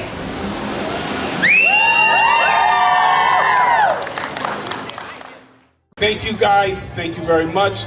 Gracias a todos. Hoy es un día muy especial. Uno, porque regresamos a esta gran parada, este gran desfile, donde podemos celebrar y honrar las contribuciones de una gran comunidad. ¿Sabe? Como alcalde, muchas veces a mí me preguntan, alcalde, ¿cómo le va a la comunidad mexicana en Passaic? La verdad es que me gusta responder, mejor pregunta, ¿cómo le va a Passaic con la comunidad mexicana? Es más fácil para yo responder. Porque con la comunidad mexicana, Passaic está mejor. Con la comunidad mexicana, Passaic brilla más fuerte. Con la comunidad mexicana, Passaic está más alto. Porque la comunidad mexicana ha llegado aquí a transformar esta ciudad, a abrir negocios, a hacerlos profesionales en nuestras escuelas como maestros, a trabajar en nuestros hospitales, a abrir todos los negocios para servir a esos que viven aquí y esos que visitan. Me gusta decirle eso, que Passaic está mejor por la comunidad mexicana. La comunidad mexicana es una comunidad de fe, una comunidad de grandes principios y valores de familias, y por la comunidad mexicana, igual como todas nuestras comunidades, seguimos adelante con progreso. Orgullosamente yo soy hispano, orgullosamente me encanta hablar en español. Me encanta hablarlo para mandar un mensaje a nuestros jóvenes, la importancia de mantenernos conectados a nuestras raíces.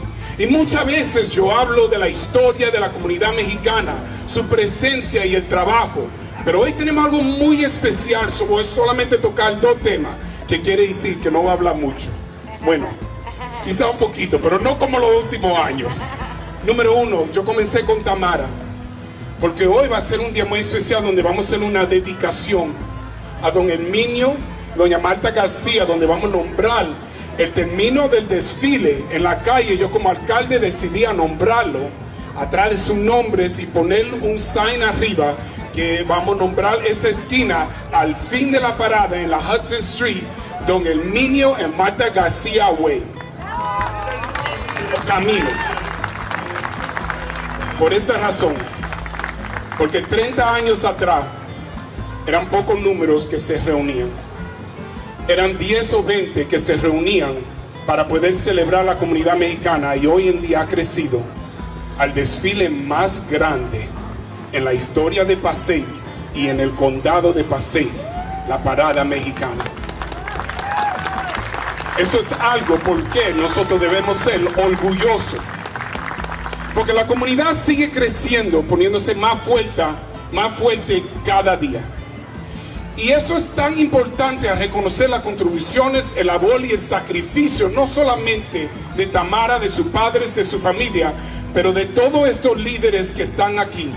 Todos los líderes, porque cuando tú oyes los apellidos Zuniga, cuando tú oyes los apellidos Delgados, cuando tú oyes los apellidos Martínez y mucho más, los niños, los jóvenes pueden conectar, pueden decir, yo también tengo ese nombre. Yo también vine de México y llegué aquí. Déjame hacer una pregunta, si me permiten. ¿Cuántos aquí no nacieron en los Estados Unidos? Levanten las manos. El hecho que tú estás aquí hoy, el hecho que estamos reunidos celebrando, el hecho que tomaste el valor, que tenía la valentía de levantarte de tu país a llegar a un nuevo país, a comenzar una nueva historia para proveer un mejor futuro para tus niños, es evidencia que Dios es bueno y que está con tu comunidad. Hoy nosotros no solamente comenzamos, pero le damos gracias a Dios por este gran día y este día tan especial. Ladies and gentlemen, as your mayor, I often share the importance of recognizing the contributions of the remarkable and amazing diverse communities that we get to serve. Having been the son of immigrants who came to this country from another country, And to know that over 30 years ago, the number of Mexicans that actually came together to celebrate heritage and culture were a handful to now grow into the largest parade of the history of the city of Passaic and the largest parade in Passaic County is evidence and testimony not just to the amazing labor of a hard-working, resilient, and committed people, but to the fact that God is good. So I share this for the children. Yo comparto esto para los niños. Porque mira, cuando nosotros hablamos en estos días importantes, es verdad, muchas veces nosotros nombramos y reflejamos sobre las palabras de figuras grandes, quizás poesías que hablaron de la cultura, líderes políticos de arte que hablen mucho de lo que es la maravilla de la mexicanidad o Mexican culture. Pero hoy yo quiero reconocer todos los hombres y mujeres que nunca nombran, todos los padres y las madres aquí, que llegaron aquí, sacrificaron tanto, trabajaron duro, tomaron posiciones, a veces posiciones más humildes que cualquiera otra persona podía entender, para asegurar que sus niños coman cada día y pueden ir a escuela y pueden ser educados para un día llegar a las posiciones más altas de liderazgo. Porque hoy en día, donde tenemos 3 líderes en nuestra Junta de Educación mexicana, y mañana cuando vamos a tener alcaldes mexicanos, asambleístas mexicanos, senadores mexicanos, gobernador mexicano, presidente de gerencia mexicana, la verdad es porque cada uno de ustedes, que quizá a veces no están en las listas escritas, los que se levantan a las 4 de la mañana a montar bicicleta para ir a trabajar y regresar para traer comida y pan a sus niños, madres que caminan sus niños a la escuela, a veces yendo a comprar, y cuando hay tanta dificultad a comunicar, se fajan para asegurar que dan el mensaje cada mañana a su niño: hijo, hija, pórtate bien, trabaja duro, no deja que mi sacrificio sea en vano, sepa que yo y todos los demás que estamos aquí vinimos con un propósito: a darte mejor futuro para que la próxima generación pueda subir más alta. Yo le comparto esto a los niños antes que se acabe el día. Mira a tu mamá y tu papá, tu abuelo y tu abuela, tu tío y tu tía, y tú le dices: gracias, por ti yo estoy aquí. Y cada uno de nosotros, latinos, hispanos, que estamos en posición, le debemos una gran gracia a cada uno de ustedes que abrieron la puerta y trabajaron tan duro para nuestro futuro. Y algo que compartí en la gran gala mexicana, ustedes le vieron el traje de Tamara ese día. Yo no me podía mirar 4 veces, después mi esposa dice: ya, no puedo mirar mucho, pero estaba bella. Yo compartí esto en la gala. Ok, la miré 5 veces, pero ella estaba bella. La última vez le dije a mi esposa: no mire, pero yo mire. Mira lo que le voy a decir. Cuando yo estaba niño, mi mamá y mi papá no hablaban inglés. Muchas veces a mamá le daba vergüenza cuando iba a ShopRite a comprar comida. Muchas veces me daba a mí vergüenza cuando ella trataba de hablar su inglés con ese acento tan fuerte que nadie la entendía, y la relajaban lo que hablaban inglés. Hasta cuando entendían lo que estaban diciendo, le decían: what? Ella ahí trabajando duro, yo la veía con su rabia, esa ira latina, hispana que a veces tenemos. Y dice: tú sabes what I say. Ella se enojaba. Así. Me daba vergüenza. A veces me convenía un poquito en la escuela cuando el maestro decía: no está portándose bien, y yo traducía. Ella dijo: I'm doing very good. Yo estoy haciendo muy bien. Ahí sí, pero no en la comunidad. Esto se lo comparto a los niños. Cuando yo crecí a ser adulto, cuando yo llegué a ser líder, ya no me avergonzaba ese acento, porque reconocí que ese acento era una placa de honor. Era un testimonio de una historia de una mujer y un hombre como mi papá, que tenía más valentía que esos que se quedaron en la misma ciudad donde ellos nacieron, que cruzaron mar, que pasaron tierra para trabajar duro, para ofrecer un futuro para sus hijos, que en su trabajo y su sacrificio ella pudo hablar 2 idiomas. Para todos ustedes que tienen acento, que de vez en cuando tienen temor compartir una palabra o hablar en inglés, no lo tenga. Es con orgullo que tú tengas tu acento. Es una placa de honor, y que se atreve, el que tiene el atrevimiento a hacerte a ti sentir mal por tu acento, tú respondes: por lo menos yo hablo 2, ¿cuánto hablas tú? Déjalo saber Y yo lo estoy compartiendo cada vez que yo estoy delante de mi comunidad, porque nosotros tenemos que tener orgullo de quienes somos. Tenemos que pararnos alto y dejar al mundo saber, nosotros estamos aquí. Hoy en día, cuando comenzamos la parada, les pido por favor, dejen no solamente la ciudad de Passaic saber que los mexicanos están aquí. Vamos a dejar al condado, el estado y la nación saber que aquí estamos juntos y que aquí están los mexicanos. ¡Que viva México!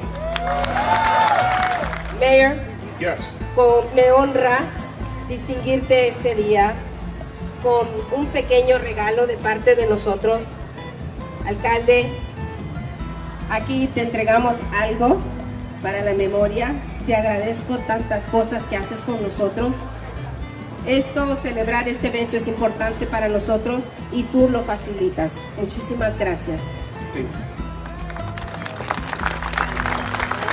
Por fin pasó algo que me dejó sin palabras. Muchas veces nosotros hablamos de las obligaciones, pero yo le quiero decir esto a cada uno de ustedes. De la profundidad de mi corazón yo quiero expresar mi agradecimiento y darle la gracia a cada uno de ustedes. Hoy ha sido un día de gran éxito porque cada uno de ustedes han venido con espíritus tan preciosos a tener una fiesta, a estar en familia y demostrar que la comunidad mexicana es una comunidad poderosa, maravillosa, bella, y le doy la gracia como su alcalde. Vamos a dejar una muy buena imagen para los niños, para que cuando ellos vayan a la escuela la próxima semana y ellos vayan mañana y ellos vean que esta comunidad es una de las mejores comunidades, no solamente en el condado de Passaic, pero en el estado de Nueva Jersey, en la nación y en el mundo. ¡Que viva México! ¡Que viva! A todos que estaban bailando, ustedes verdaderamente están haciendo este día un día tan grande y tan precioso. Tamara, otra vez yo repito, tú, todos los líderes que han trabajado contigo, todos que están haciendo los sacrificios y el esfuerzo para seguir elevando la comunidad mexicana, asegurando que la cultura nunca se olvide, porque si esta ciudad va a seguir adelante, si esta ciudad va a subir para arriba, necesitamos que todo el mundo reconozca que nuestras raíces son importantes y esta ciudad es una ciudad que le da la bienvenida a todas y sigue adelante por la comunidad mexicana. Le doy las gracias a cada uno de ustedes y yo veo que tiene toda la, what do you say, the beauty queens? Las reinas. Las reinas, le quiero dar las reinas gracias, porque cada vez que ellos pasaban y venían a la cámara, yo me entraba la panza y me veía más delgado. Muchos me han preguntado qué pasó. Fue que mi esposa dijo que gordito y feo es demasiado. Flaquito y feo está bien, pero gordito y feo fue demasiado. Por eso que no he probado toda la comida, pero nosotros vamos a seguir porque toda esa caminata fue excelente para nosotros. Pero otra vez, vamos a terminar bien. Comenzamos bien, vamos a terminar bien. Quíteme el micrófono que yo voy a seguir hablando. Que se lo quite. Quítemelo. Que se lo quitará. ¿Le quitamos el micrófono? Que me lo quite. ¡Ya se lo quitamos! Espérense. Si le quitamos el micrófono, nos acaba el evento. No. El evento sí. Si quieren que sigan de hablar, hagan bulla. Si quieren que ya deje de hablar, hagan bulla.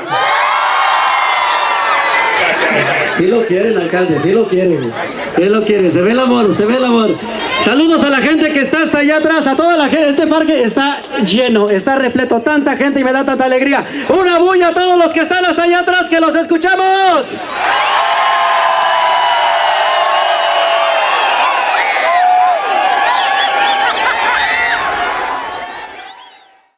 Over the years, A través de los años, the prayer walk is not an easy thing to do.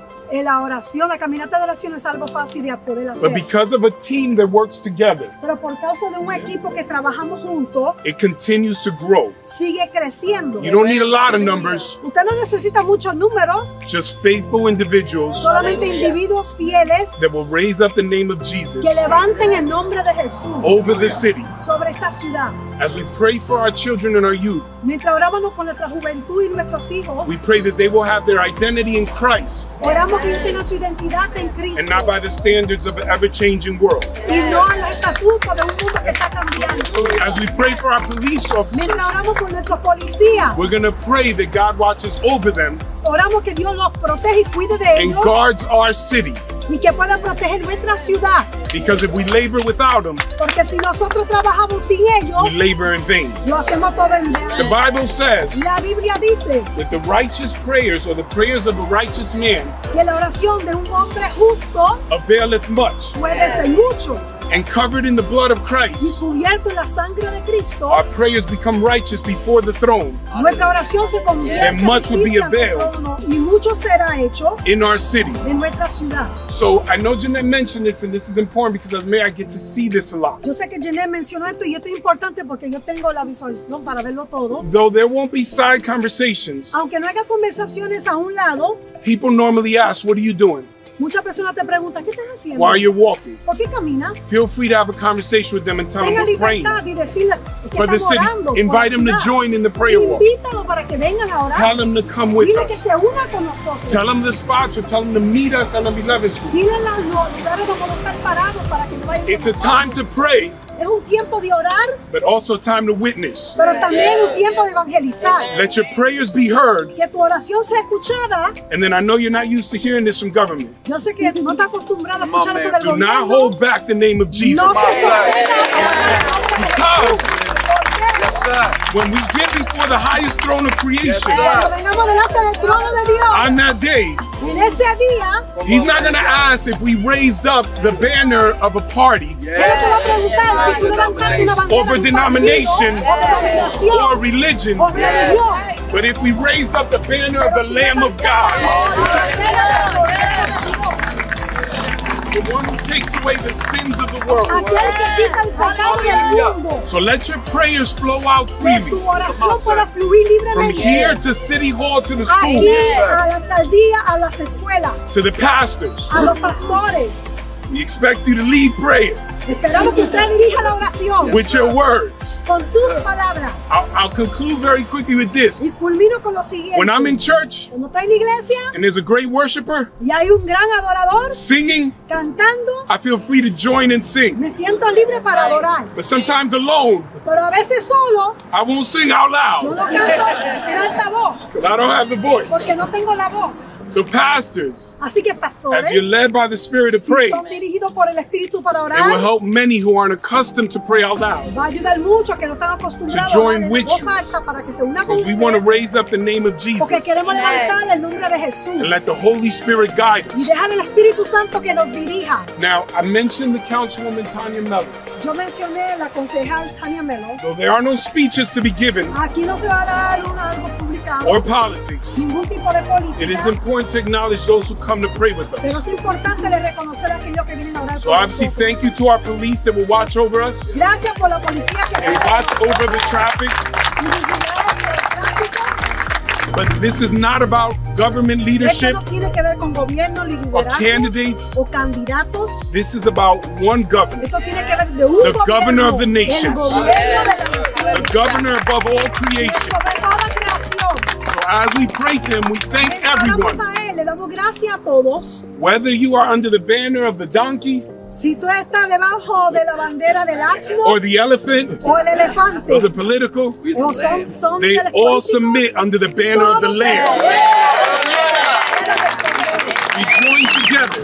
Nos unimos juntos. So remember, once Jeanette sets off and we start walking, Una vez que please comencemos a caminar, stay on the sidewalk. manténgase en la acera. Parents, watch your children. Padre, vigilen sus hijos. Pray with your eyes open. Oren con sus ojos abiertos. Because if you bump into something, Porque si usted choca con algo, pastors will pray for your healing. los pastores oren por su sanidad. But you have to keep your eyes set. Pero mantenga su ojo fijado. And as mayor, I want to thank Jeanette for her beautiful heart. Gracias, Jeanette, por su corazón hermoso, From the very beginning, porque desde el principio, when she reached out, cuando ella alcanzó she said, I want to do something in our city.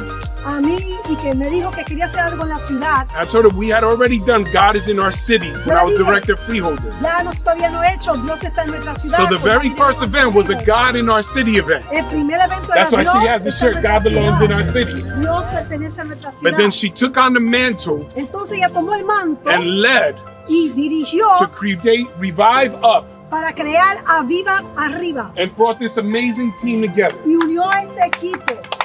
I point that out to say this. Yo señalo esto para decir lo siguiente. Just as this team works throughout the year Así como este equipo trabaja a través del to año make this one day happen, para que este día ocurra, the body of Christ el cuerpo de Cristo, must work together, trabajamos juntos. not just for a day of prayer, No por un solo día de oración not just for the national day of prayer, o el día nacional de oración, but every day pero cada día we must stand in the gap tenemos que pararnos en la brecha and pray for our city, y orar por nuestra ciudad, our city, nuestra ciudad, our neighboring city of las Garfield, ciudades en Garfield, our whole county, nuestro condado, our state, nuestro estado, our nation, nuestra nación and our world. y nuestro mundo. So as Jeanette mentioned, Como Jeanette mencionó, whenever you're inspired to pray, cuando usted se siente inspirado para orar, you pray. If we walk by a business, si usted ahora vamos a través de un negocio, pray for it. ora por ese negocio. If you see something you don't like, Si usted ve algo que no le cae bien, rebuke it in Jesus' name repréndalo en el nombre de and Jesús put it in His hands. y ponle la mano de Dios. But I share this in love, Pero comparto esto en amor. so that if an owner or someone comes out, Un dueño, una persona sale you de tell su them we pray negocio for your best y le dice, and estamos the orando por best for this usted city. y para lo mejor de esta We don't want ciudad. to turn people off. No queremos que la gente se sienta We want to let despreciada, them feel the love of Christ. sino que sientan el amor de Cristo. Because if there is anything good happening in this Porque city, si hay algo que está ocurriendo en esta ciudad which is good, que es bueno, it is because of God. es porque es Dios. And all of us, Y todos from nosotros, government desde gobierno to school a escuelas, to churches a la to iglesia community leaders, o líderes de la are comunidad, but instruments somos instrumentos in His hands. en la mano de Dios. God bless. Que Dios le bendiga.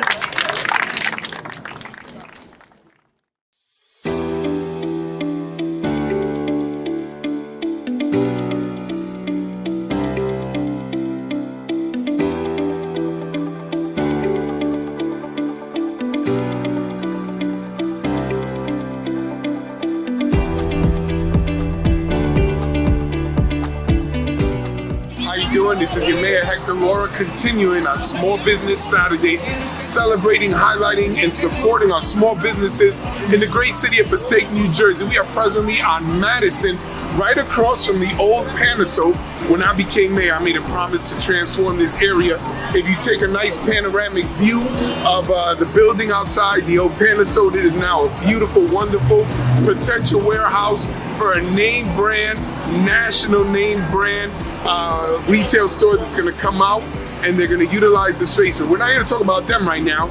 We're here to talk about one of the most amazing, exciting, and wonderful eateries. So I designated Madison Street to be Food Truck Road, to invite more food trucks to make sure people would know they could come here to eat, either before the club, after the club, during the club, take a break from the club, have some club soda, and come up. No, listen, you know what I'm saying. You come down here, but not just on club days, every day, weekdays, weekends, and every opportunity that you get.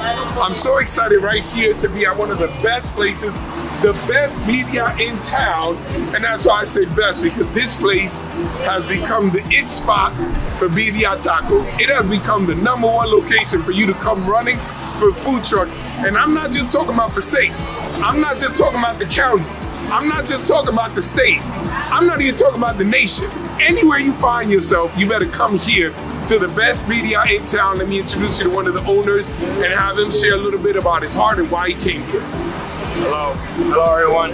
My name is Steven Torres, currently the owner of Viva Birria Food Truck. I invite everyone to come down here, 66 Madison Street, to enjoy our delicious tacos, man. You won't regret it. Don't come walking, come running, because we do it fresh every single day, and then it's only limited. So guys, come walking, come running, come in your bikes, come in your scooters, whatever. Just come down and enjoy our tacos and try them out. Ciudad de Passaic, su alcalde, estoy muy entusiasmado a compartirle que esta área aquí en la Madison ha estado transformado por la gracia de Dios y por tremendo y maravillosos negocios como Viva Birria right here, los mejores birria en el pueblo. Mira, yo le hice una promesa a la ciudad que iba a transformar esta área. Se recuerda la tierra aquí en la Madison que estaba vacía, ahora tenemos un tremendo warehouse y yo designé esta área como la calle para food trucks o camiones de comida.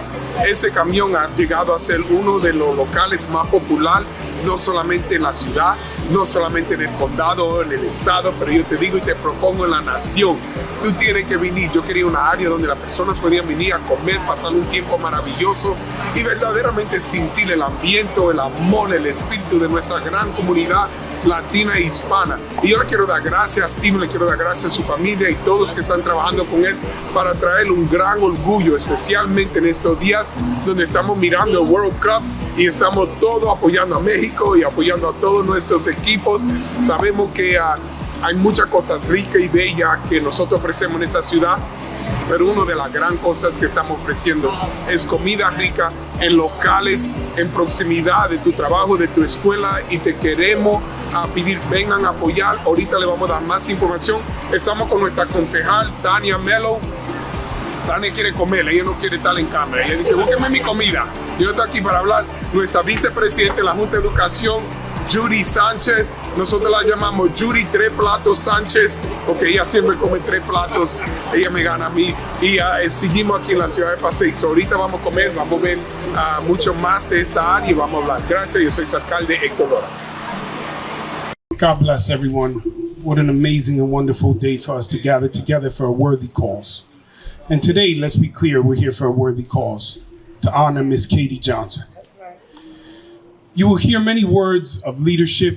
You will hear many words of contribution. You will hear of her commitment to this wonderful community. Those of you who got programs, you will read the first sentence in the biography says, icons leave a work that others benefit from. I paraphrase, hope I got it close. I was considering what that means. I'm reminded of a story I once shared in church, if you would indulge me, of a father who had his son, and they didn't have much to play with in the area that they lived. There were no playgrounds or anything. So the father took some seeds, planted them for a tree. The neighbor said, what are you doing? He said, I'm planting seeds for a tree so I could hang a swing off of it. His neighbors laughed at him. So you know how long it takes for a tree to grow? Your kid will never benefit from it. Unswayed, the father tended to that area. That tree grew. Years passed, and that father, of course, went on to be with the Lord.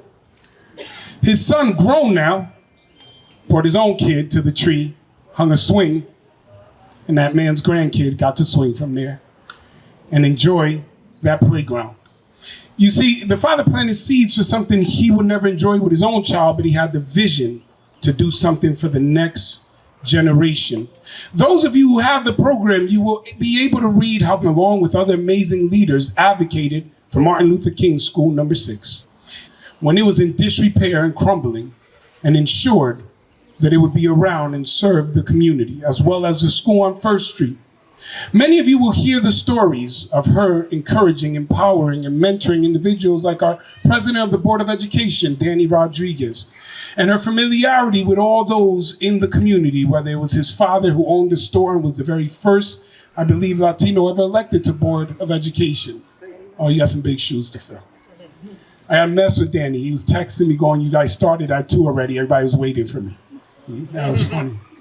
You will hear all of these things about Miss Katie Johnson. I can tell you my personal stories. Speaking with Beatrice, who is just an amazing and wonderful representation, along with your entire family, of her heart, of her spirit, your commitment, your service to the community. And those of you who did not know, you get to see what's on camera often or in the front of the meetings. What you don't often see is what happens behind the scenes when she's fighting the fight for every single person in the community. So Beatrice, you continue that amazing legacy. The reason why I tied it into that first line in the programs of legacies and those who benefit, who come after, and that story of a father who had vision to not be able to enjoy himself, his efforts, but for the next generation, is because God bless the grandmothers and the mothers that decided to tend to soil so that great fruit will be produced, so that children will be blessed generations after them.